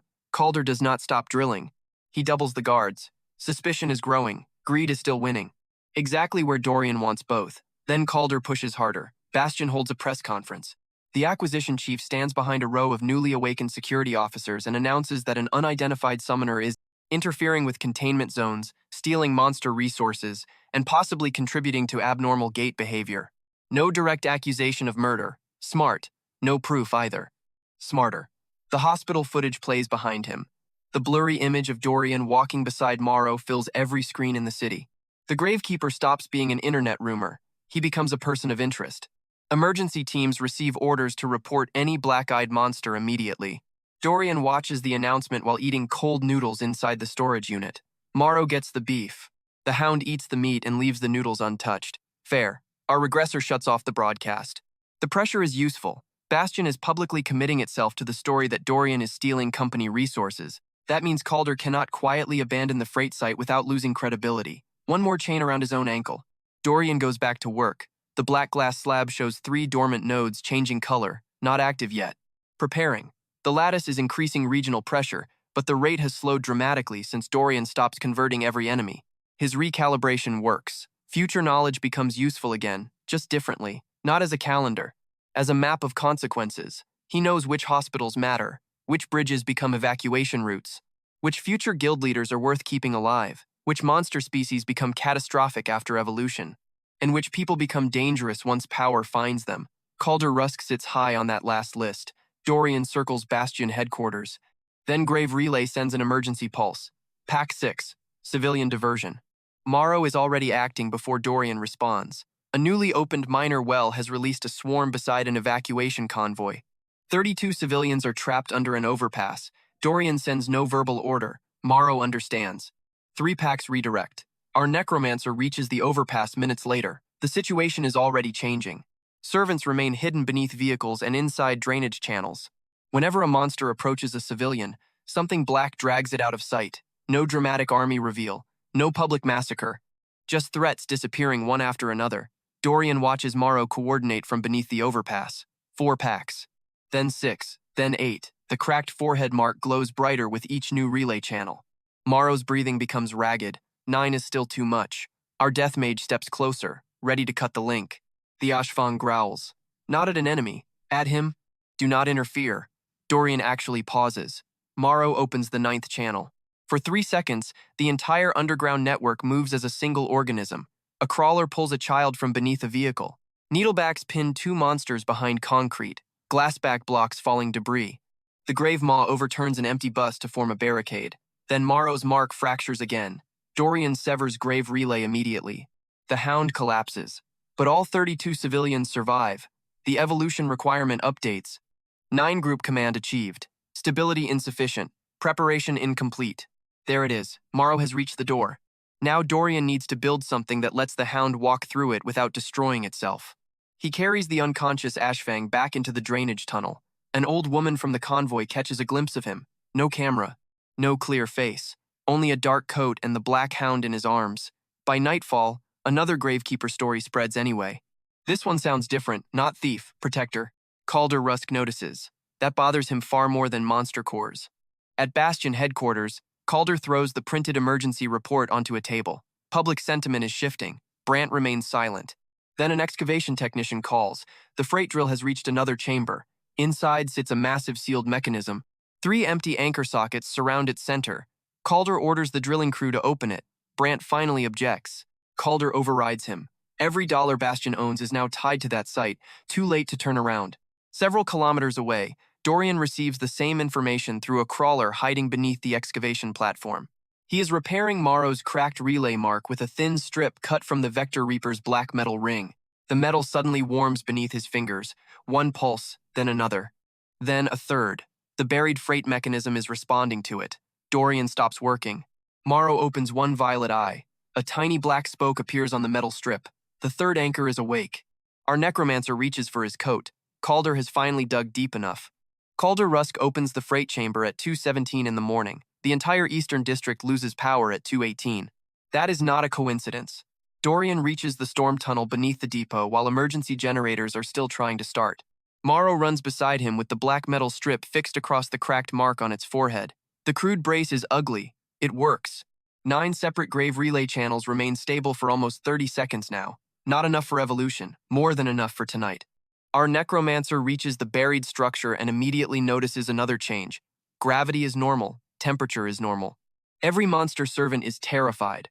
The grave maw refuses to cross the threshold. Glassback's armor rattles. Even Morrow slows. Something inside the structure possesses more system authority than anything Dorian has encountered. Then a human scream echoes from below.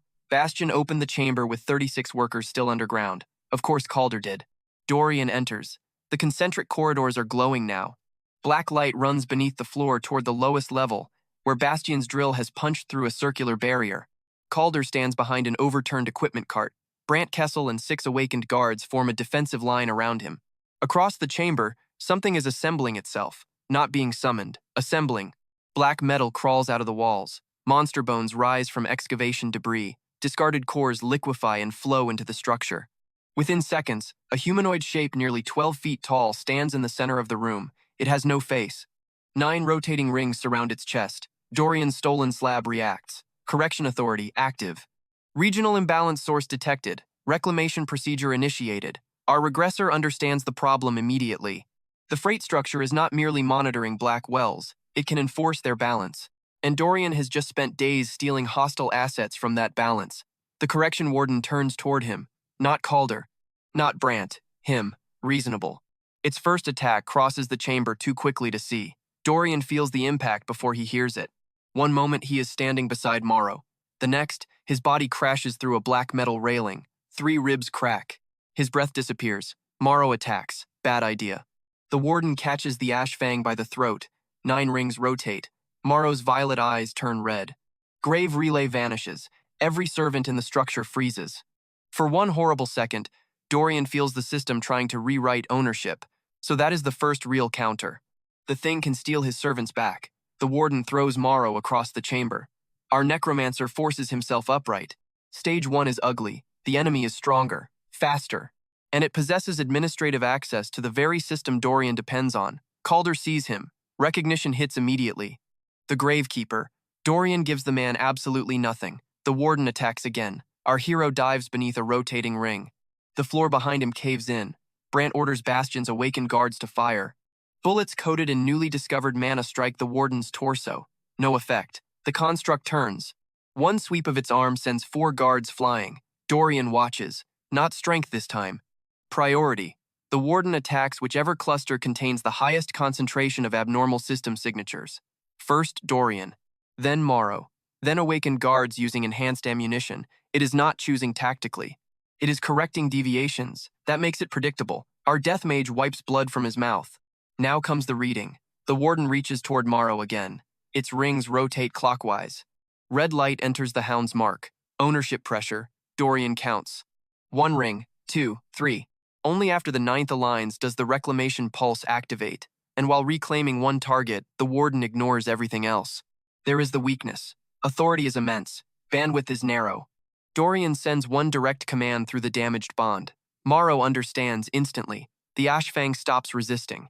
The warden commits all 9 rings. Red light floods Morrow. At that exact moment, Dorian opens every access route into the chamber. Servants pour in, not 1 army, 9 packs.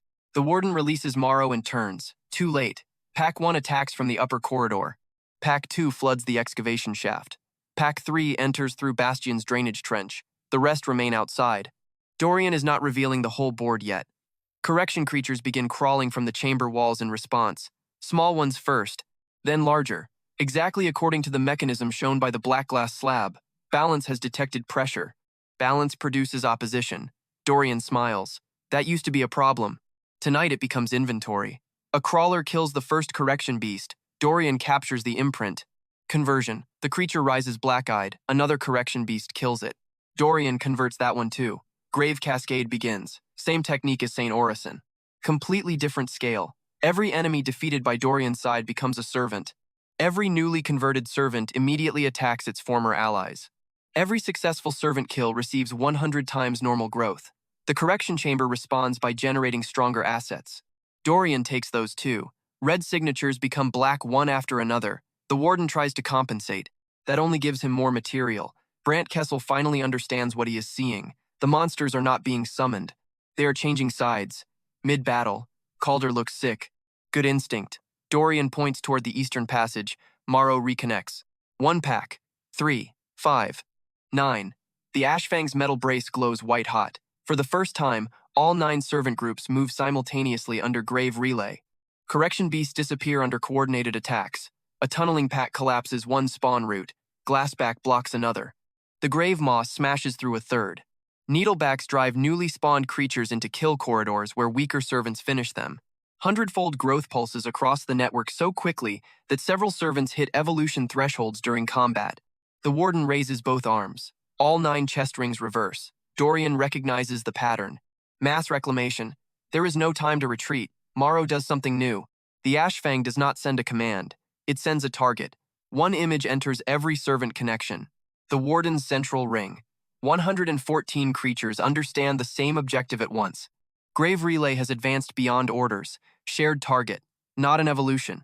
A preview. Every pack converges. The warden fires its reclamation pulse. Morrow takes the full system pressure through the metal brace. The Ashfang screams. The brace begins melting.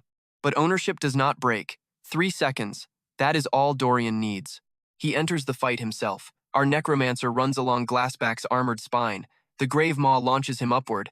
Dorian catches the warden's lowest ring. The construct tries to reclaim him. Wrong target. Dorian is not a servant. He is the owner. The sovereign crest behind his eyes opens. For the first time, the warden hesitates. That hesitation costs it everything. Morrow's shared target command hits the army. Dozens of attacks strike the same ring. Metal fractures. Dorian tears it free. The warden's reclamation field collapses. Brant sees the opening. The awakened commander drives a mana-coated spear into the construct's leg. Dorian glances at him. Interesting. Brant is useful earlier than expected. Another deviation worth remembering. The warden crushes the spear. Dorian throws the stolen authority ring toward Morrow. The Ashfang catches it. Its brace stabilizes. 9 channels flare. Our death mage activates Grave Cascade again. This time every correction creature in the chamber becomes part of the attack. Servants die. Rise. Level. Attack again. The warden cannot reclaim them fast enough. Its own compensation mechanism buries it beneath Dorian's army. The irony is almost offensive. Finally, the central chest ring becomes visible. Dorian sees a socket inside it. 3 anchor points. Exactly like the diagram, Harrow's crystal is the first. The Vector Reaper's conductor metal forms the second. The warden itself carries the third. There is the missing anchor. Our regressor signals Morrow. The Ashfang redirects all 9 packs. The army tears the warden's limbs apart. Dorian drives the Harrow crystal into the central socket. The construct freezes. Morrow slams the conductor ring around it. 3 system components connect. The black glass slab activates inside Dorian's coat. Correction authority interrupted. Local relay access available. Dorian closes his hand. The warden collapses. Not converted. Deactivated. That distinction is deliberate. Taking ownership would trigger another balance correction. Hijacking its access does not. Our hero has finally learned how to steal from the system without always feeding its escalation. The chamber falls silent. Then every remaining correction beast simply stops spawning. Morrow collapses too. Dorian catches the Ashfang. The metal brace on its forehead is ruined, but the crack beneath it has changed. 9 small branches now extend from the original mark. The system registers the result. First retainer evolution preparation advanced. 9 channel stability achieved under correction pressure. Final requirement remains incomplete. Dorian does not need to know that requirement tonight. He already has what matters, the warden's central anchor. The future relay device can now be built. Behind him, Calder Rusk slowly stands. Half his excavation team is injured. Millions in machinery are destroyed. His supposedly private resource site has turned out to contain a city-scale system installation. And the Gravekeeper just walked into it as though Calder had personally prepared the entrance, which, technically, he did. Dorian looks at him for the first time. Calder understands. The fake survey. The convenient core deposits. The tunnel. The escalating excavation. Every step Bastion takes has opened something Dorian wanted. Calder's face drains of color. Dorian still says nothing. He does not need to. Brant looks between them and reaches the same conclusion. Bastion was bait. Our regressor walks past the unconscious workers. He places a small data wafer on an undamaged equipment case. Calder recognizes it. Bastion's excavation safety log. Every ignored warning. Every order to continue drilling. Every technician Calder overruled. The provisional salvage authorization makes Bastion legally responsible for the entire site. That expensive little document Calder celebrates 2 days ago now locks around his throat. The trap from the Eastern freight map finally closes. Dorian does not threaten to release the records. He simply leaves them where Calder can see them. Uncertainty will do more damage. Outside, emergency vehicles approach. Too many witnesses exist for Bastion to bury the incident. Brant looks toward the exit, then toward Dorian. He lowers his weapon. Not surrender. Recognition. The Gravekeeper is operating on a board Bastion has only just noticed. Our necromancer carries Morrow into the service tunnel. The surviving servants disappear with him. Before leaving, Dorian removes one final component from the deactivated warden. A fist-sized black mechanism containing 3 rotating rings. The central anchor. The tool foreshadowed beneath Harrow, mapped at St. Orison, and exposed by Calder's excavation, is finally in his hands. 3 hours later, the City Emergency Council suspends Bastion's excavation license. Calder's safety logs reach investigators from an anonymous source. Investors freeze new transfers. The company's guards withdraw from half its newly claimed territory. More importantly, the buried freight node changes ownership inside the hidden lattice. Not Bastion, not the city. Dorian. The black glass slab displays the result. Local correction access captured. Regional compensation temporarily reduced.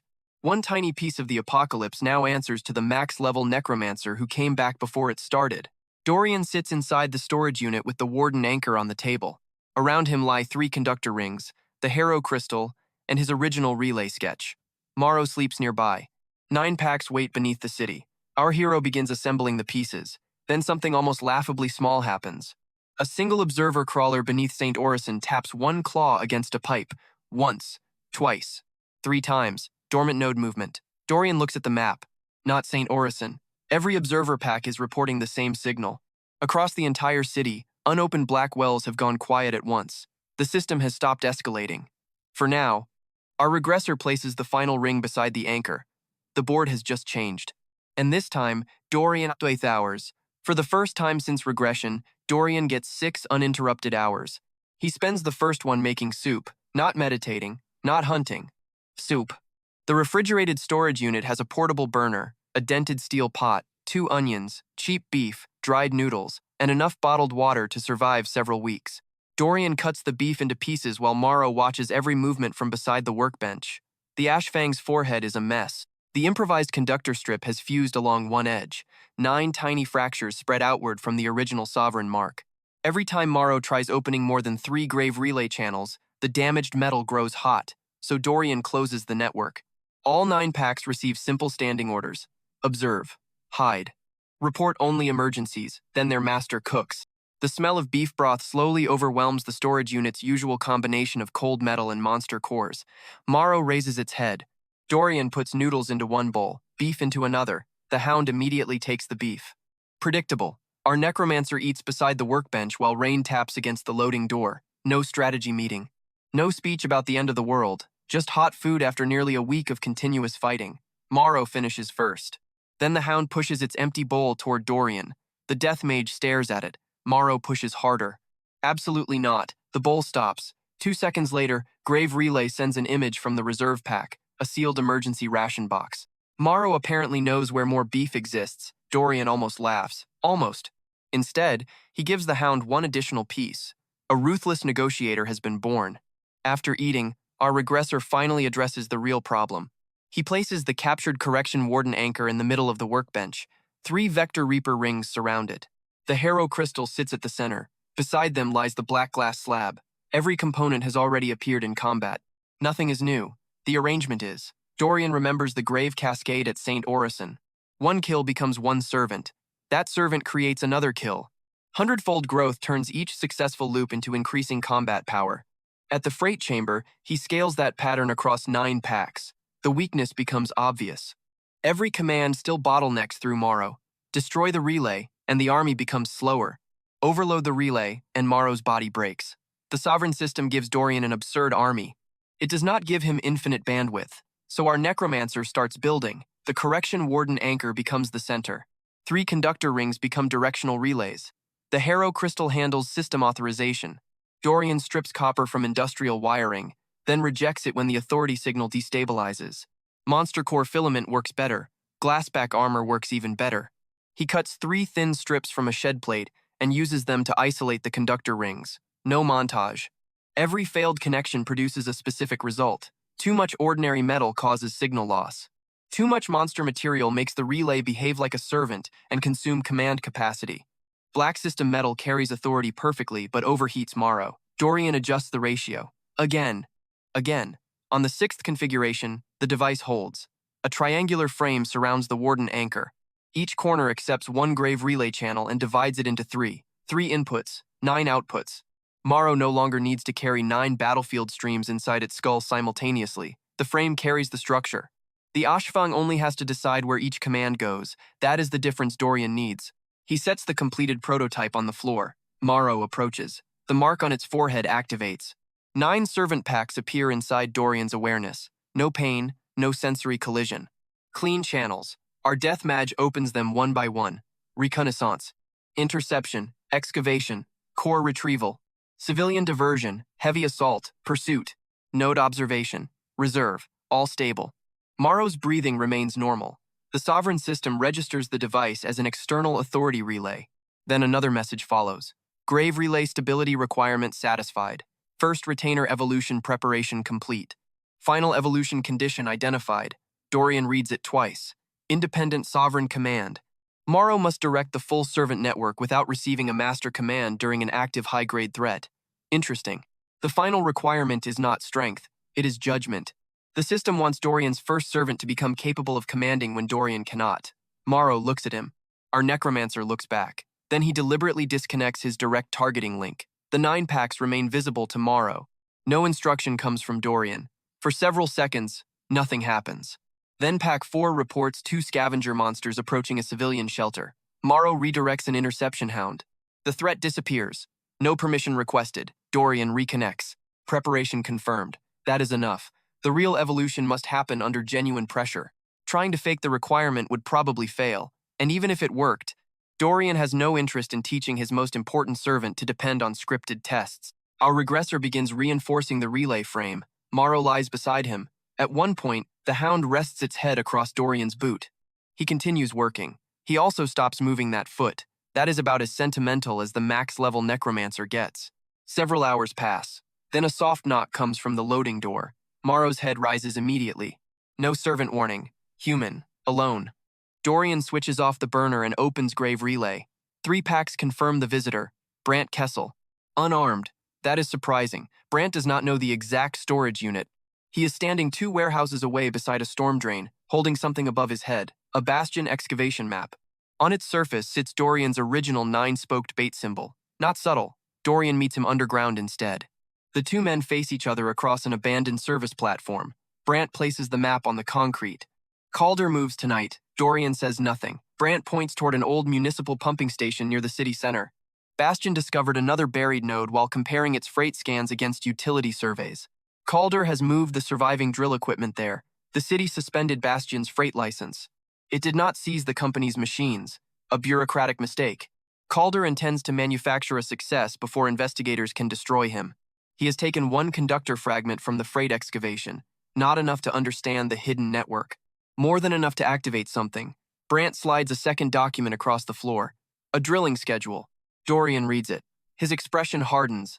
The pumping station sits beneath the primary emergency evacuation corridor. More than 60,000 civilians currently occupy shelters above that section. Calder is about to activate a dormant node beneath them. Brant watches Dorian fold the paper. No alliance is declared. None is needed. The former Bastion commander has chosen which side of the coming disaster he wants to stand on. Dorian leaves him alive. That is answer enough. Back at the storage unit, our necromancer checks the black glass slab. The dormant node is already warming. Calder has started. Dorian does not rush out immediately. Preparation first. He finishes the relay. 3 conductor stakes are sharpened so they can be driven directly into concrete. The central warden anchor fits into a locking frame carried by the grave maw. Morrow receives a smaller black metal brace fitted around the shoulders rather than across the damaged forehead. Physical load moves away from the skull. 9 output channels remain stable. Then Dorian refines Grave Cascade. The original version converts enemies as quickly as they fall. That works. It also causes the hidden lattice to notice huge balance changes. The captured correction warden anchor offers another option, a closed relay field. Inside the triangle formed by the conductor stakes, converted signatures can be routed through the local correction channel before they update to the regional lattice. Not invisible forever, delayed. A temporary battlefield pocket. Dorian names the refined pattern Closed Grave Cascade. The mechanism is brutally simple. 3 stakes establish the field. Morrow distributes targets. Servants kill. Dorian converts only useful enemies. Hundredfold accelerated growth happens locally. The regional lattice receives the final balance only when Dorian closes the field. It is not a permanent loophole. It is enough to win one battle before the apocalypse has time to answer. That will do. Our regressor tests the field using 3 captured scavengers. The first falls. Conversion. Black signature appears inside the local relay. No regional reaction. The new servant kills the second. Hundredfold growth hits. Still no distant node movement. The third dies. Same result. Dorian closes the field. The black glass slab immediately registers the altered balance. Regional correction begins calculating. Then the captured warden anchor applies the local authority reduction. Correction drops to a manageable level. Successful. The exact same core technique from St. Orison has now become something capable of snowballing across an entire battlefield. Dorian dismantles the prototype. No unexplained power boost remains. Every piece goes into a designated pack. Then the perspective shifts across the city. Calder Rusk stands inside the municipal pumping station surrounded by portable generators, drilling rigs, and 20 hired awakened fighters. His company is collapsing. Investors are withdrawing. Investigators have frozen several Bastion accounts. The Gravekeeper has become a public hero in some districts. Calder has one path left. Produce enough cores to make Bastion indispensable. The conductor fragment from the freight structure fits into a slot beneath the pumping station. Brant warned him not to use it. Calder uses it anyway. A black circle appears on the floor. 9 spokes begin opening. The first drilling rig bends toward the center. Calder orders the crew to continue. Back inside the storage unit, the black glass slab turns red. Dorian stands. No speech. He puts on his coat. Morrow rises beside him. Our death mage opens the loading door. Rain has stopped. 9 servant packs are already waiting beneath the streets. Before leaving, Dorian pours the remaining beef broth into Morrow's bowl. The Ashfang drinks it. Then Dorian removes the bowl, packs the 3 relay stakes, and locks the storage unit. Across the city, the dormant node beneath the pumping station crosses its activation threshold. Morrow opens 9 stable grave relay channels. Dorian does not give a detailed command. He simply starts walking. The Ashfang understands. The final move has begun. The municipal pumping station explodes before Dorian reaches the front gate. Concrete rises instead of falling. That tells him everything. The dormant node is fully active. A column of black light punches through the center of the building, and 9 gravitational fields spread outward beneath the evacuation district. Cars tilt, streetlights bend, underground pipes rip through asphalt. 60,000 civilians are sitting directly above a system mechanism Calder Rusk activates without understanding. Honestly, this is the exact kind of stupidity Dorian remembers. Our necromancer enters through a drainage tunnel. 9 servant packs move beneath the surrounding streets. Morrow runs beside him wearing the completed relay brace across its shoulders. 3 conductor stakes travel with the heavy assault pack. The captured warden anchor rides inside a reinforced case strapped to the grave maw. Everything from the last week is here. Every test, every failure, every piece. Dorian reaches the pumping chamber. Calder's plan is already dead. Half the hired fighters are unconscious. A drilling rig hangs horizontally against a wall. Black frost covers the machinery.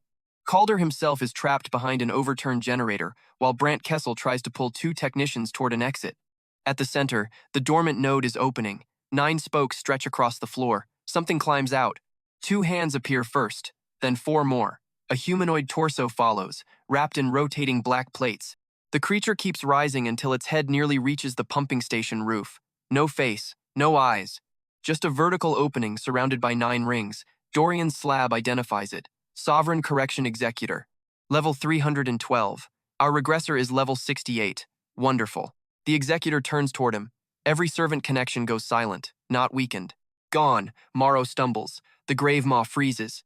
Glassback crashes into a wall. Then the executor moves. Dorian barely crosses his arms before a black metal fist hits him. His body travels through 2 pipes and a concrete partition. Blood fills his mouth. One arm goes numb. Stage 1 begins about as badly as possible. The executor raises another hand. A black pulse expands. 3 servant imprints simply disappear. No corpse. No chance to reconvert. Erased. That is new. Dorian forces himself upright. The creature is not killing servants. It is deleting ownership records. Another pulse. 4 more connections vanish. Morrow howls. The Ashfang attacks despite the failing network. Its claws strike the executor's leg. Nothing. The creature catches Morrow around the ribs. 9 rings rotate. The mark on the hound's forehead begins turning red. Dorian's expression finally breaks. Not panic. Anger. Real, clean anger. Morrow is the first creature he defeats after returning. The first servant to grow. The first one to make decisions beyond simple commands. And this machine is trying to reduce all of that back into a system entry. Dorian moves before calculation finishes. He drives the Harrow crystal directly against the executor's wrist. Black light erupts. The grip loosens. Morrow falls. Dorian catches the hound with his good arm. The executor punches both of them across the room. Pain detonates through his ribs, but Morrow is still black-eyed. Still his. Good. Our necromancer puts the hound down. Then he stops attacking. Time to read. The executor releases another deletion pulse. Dorian watches the floor. 1 spoke lights, then another. The pulse travels through the node before entering the construct. 9 channels. Sequential. The creature cannot erase servant ownership by itself. It is borrowing authority from the buried network. Every 9th pulse forces the rings in its chest to reset. For less than a second, the central socket opens. That is the target. Another problem remains. Dorian cannot coordinate 9 packs while the executor suppresses grave relay. That is what the external relay is for. He gives 3 hand signals. Heavy assault moves. Not toward the enemy, toward the room. The grave maw charges the western wall and drives the first conductor stake into concrete. Glassback carries the second east. A tunneling servant takes the 3rd below the node. Triangle established. Dorian throws the warden anchor into the center. The Harrow crystal locks into it. Closed relay field activates. Black lines race between the 3 stakes. Grave relay returns. Weakly. Enough. Morrow opens 1 channel. Then 3. 6. 9. The brace burns hot but holds. The executor notices. Correction creatures begin pouring from the node. Dozens. Then hundreds. Calder stares in horror. This is what he dug for. This is what he risked an evacuation district to find. Not wealth, not cores. A machine capable of manufacturing its own war. Dorian looks at the incoming swarm. Perfect. Grave cascade starts. Pack 1 kills the weakest correction creature. Dorian converts it. The newborn servant attacks the next. A second falls. Conversion. 100-fold experience slams into the first servant. Its body evolves almost immediately. Pack 4 creates another chain. Then Pack 7. Closed grave cascade spreads across the chamber. Red signatures become black. Black servants gain levels at a completely absurd rate. The node responds by producing stronger correction creatures. Dorian takes those too. Exactly like the freight battle, only now the relay field delays regional recalculation. The executor realizes the swarm is changing ownership. It raises both arms. Every floor spoke light simultaneously. Mass deletion. Dorian has been waiting for that. Now, Morrow sends shared target through all 9 packs. Every servant attacks the floor channels. Concrete explodes. 3 spokes break. The deletion pulse destabilizes, but the executor changes tactics. Its fist comes down on the central relay. Dorian intercepts. Bad choice physically. Necessary choice strategically. The impact drives our necromancer into the floor. The warden anchor survives. Dorian does not get up. His consciousness flickers. Grave relay disappears from his perspective. The executor advances.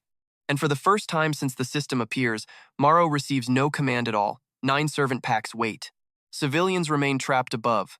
The master is down. The threat is active. The final evolution condition is satisfied. Independent sovereign command. Morrow stands. The Ashfang looks at Dorian once. Then it turns away, not abandoning him. Taking over. The Hound opens all 9 grave relay channels by itself. The brace shatters. Black metal fragments rise along its spine. Stored experience finally releases. Days of 100-fold growth hit at once. Morrow's body changes. Its frame lengthens. The black fur becomes threaded with thin silver lines.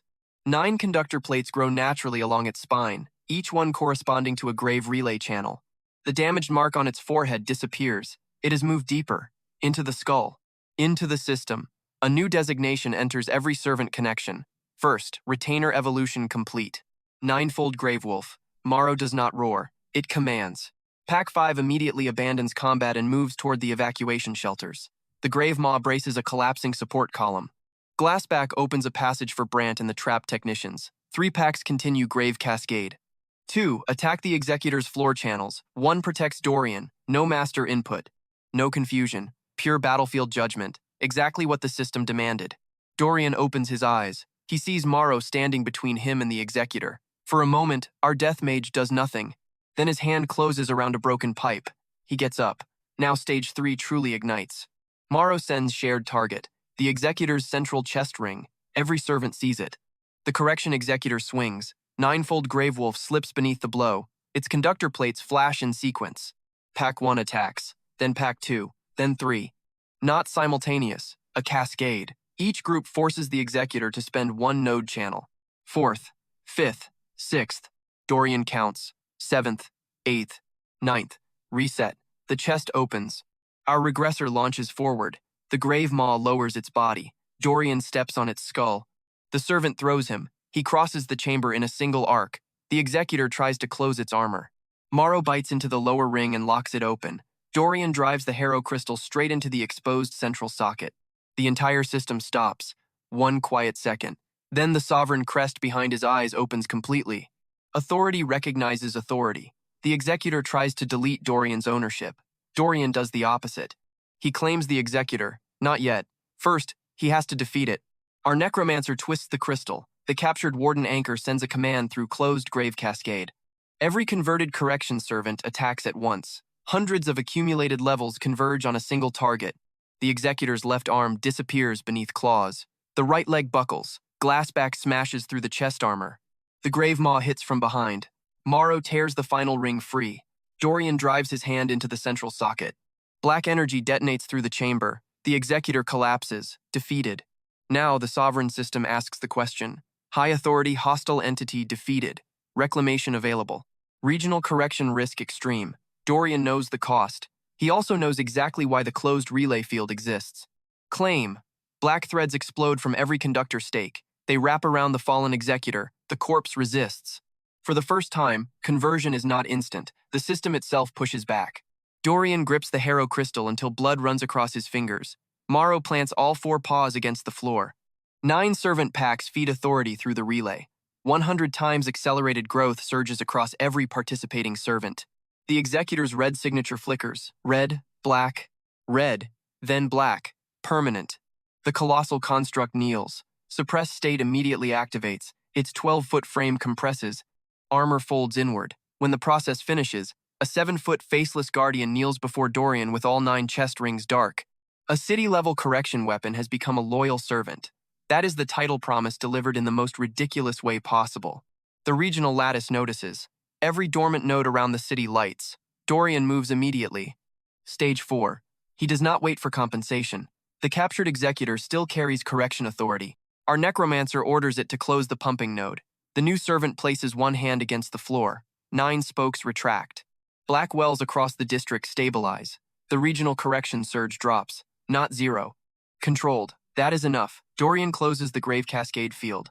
The final balance updates. 143 servants remain. Most are dramatically stronger. Morrow stands at their center as a fully evolved ninefold Gravewolf. And one suppressed sovereign correction executor now belongs to the Necromancer the system originally tried to erase. The pumping station stops shaking.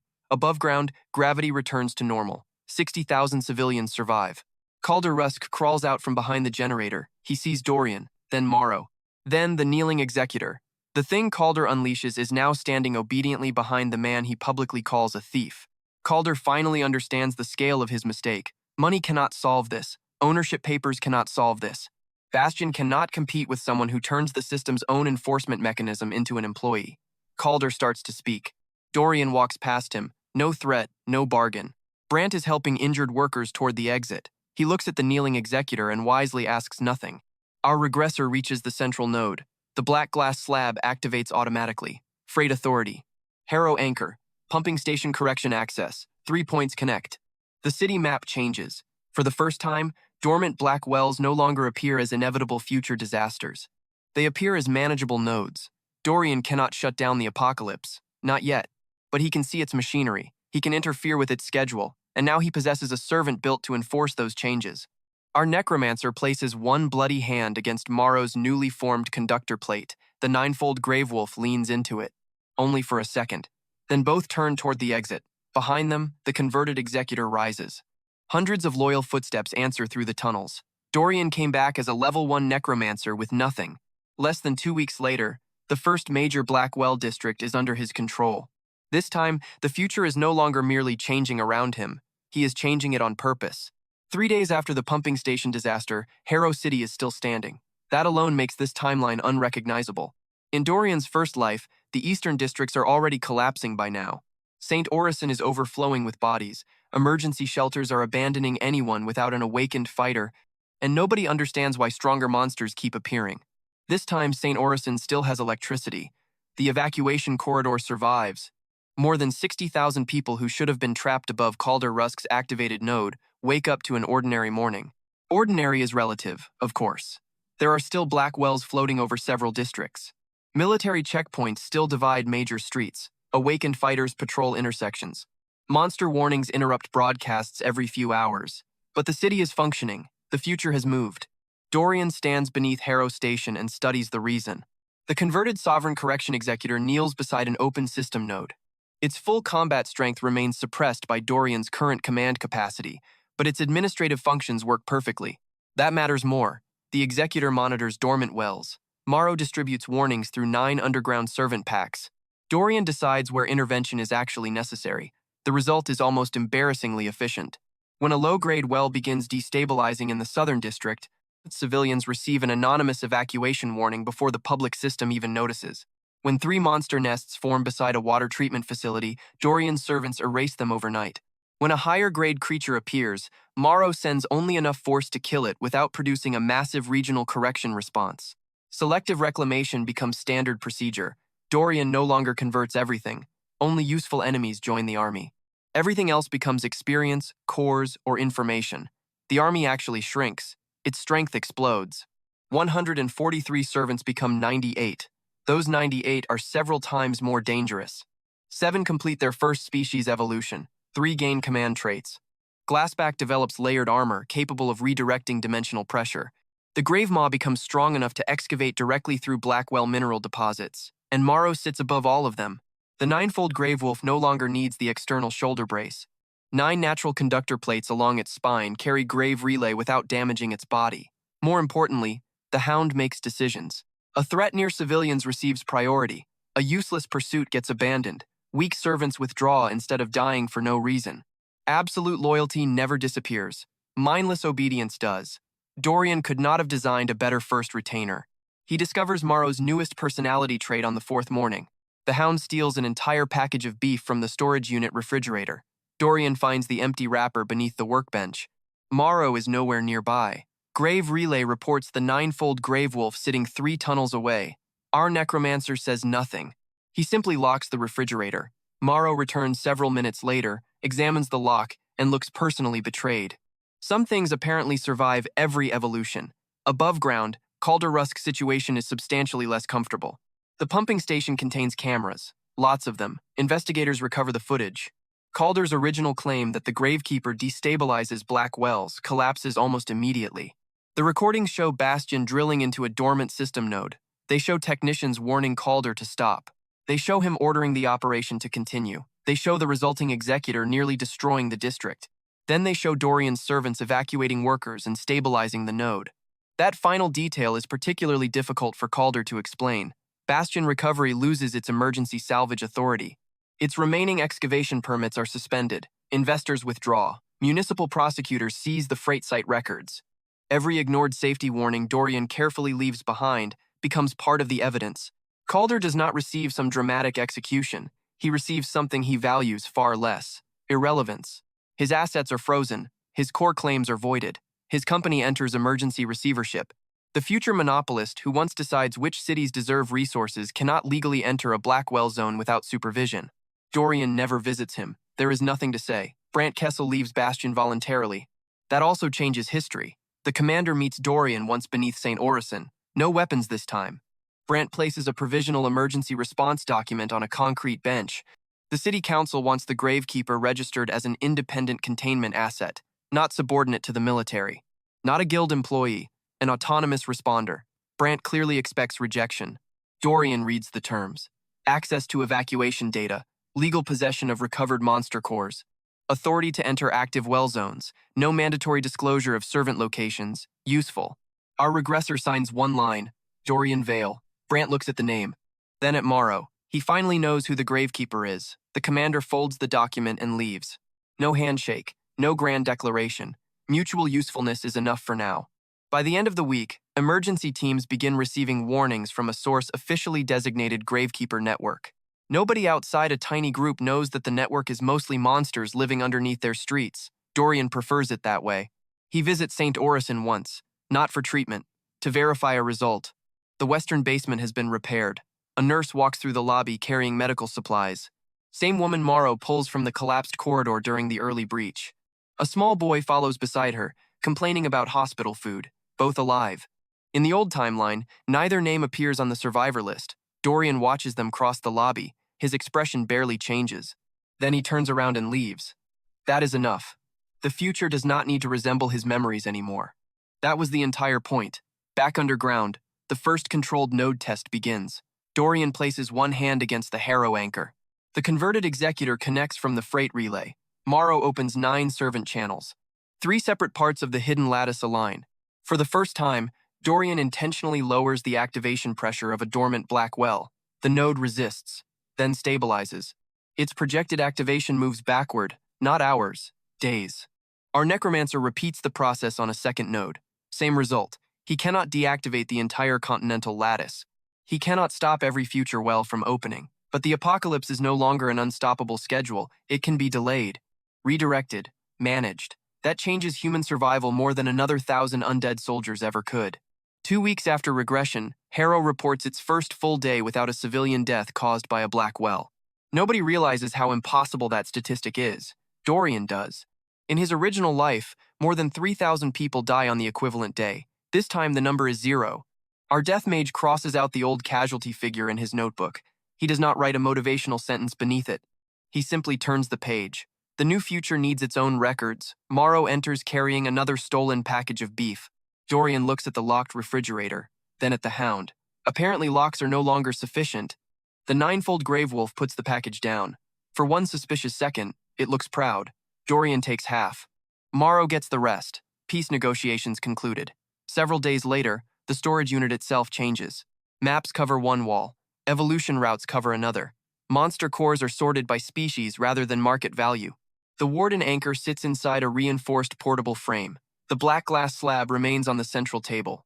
The place no longer looks temporary. It is a command room, not a throne, not a graveyard. A working headquarters underneath a city that is alive because the future fails to happen correctly. And that is exactly how Dorian wants it. Then the unresolved part of the system demands attention. Our regressor places the black glass slab beside the continental map. 3 local authority points belong to him now: Harrow, Freight, the pumping station. Yet the deeper diagram still contains 9 concentric authority channels. Only the first is accessible. 8 remain sealed. Dorian takes a pencil and writes 3 questions beside the map. Why does the sovereign layer exist beneath the public awakening system? What requires 9 levels of authority? And why does extinction at maximum level send one necromancer backward with reclamation access? No answer appears. Good. Questions are manageable once they have shape. Morrow places one paw beside the second authority ring on the diagram. The slab reacts. A coordinate appears. Not in Harrow. Far west. Dorian checks the continental map from the freight structure. The coordinate corresponds to Lytham, a coastal city more than 800 miles away. That node was visible during the original system vision, dormant. According to Dorian's old memories, Lytham does not suffer a major Blackwell event for nearly 2 years. The black glass slab disagrees. At that exact moment, the converted executor turns its faceless head west.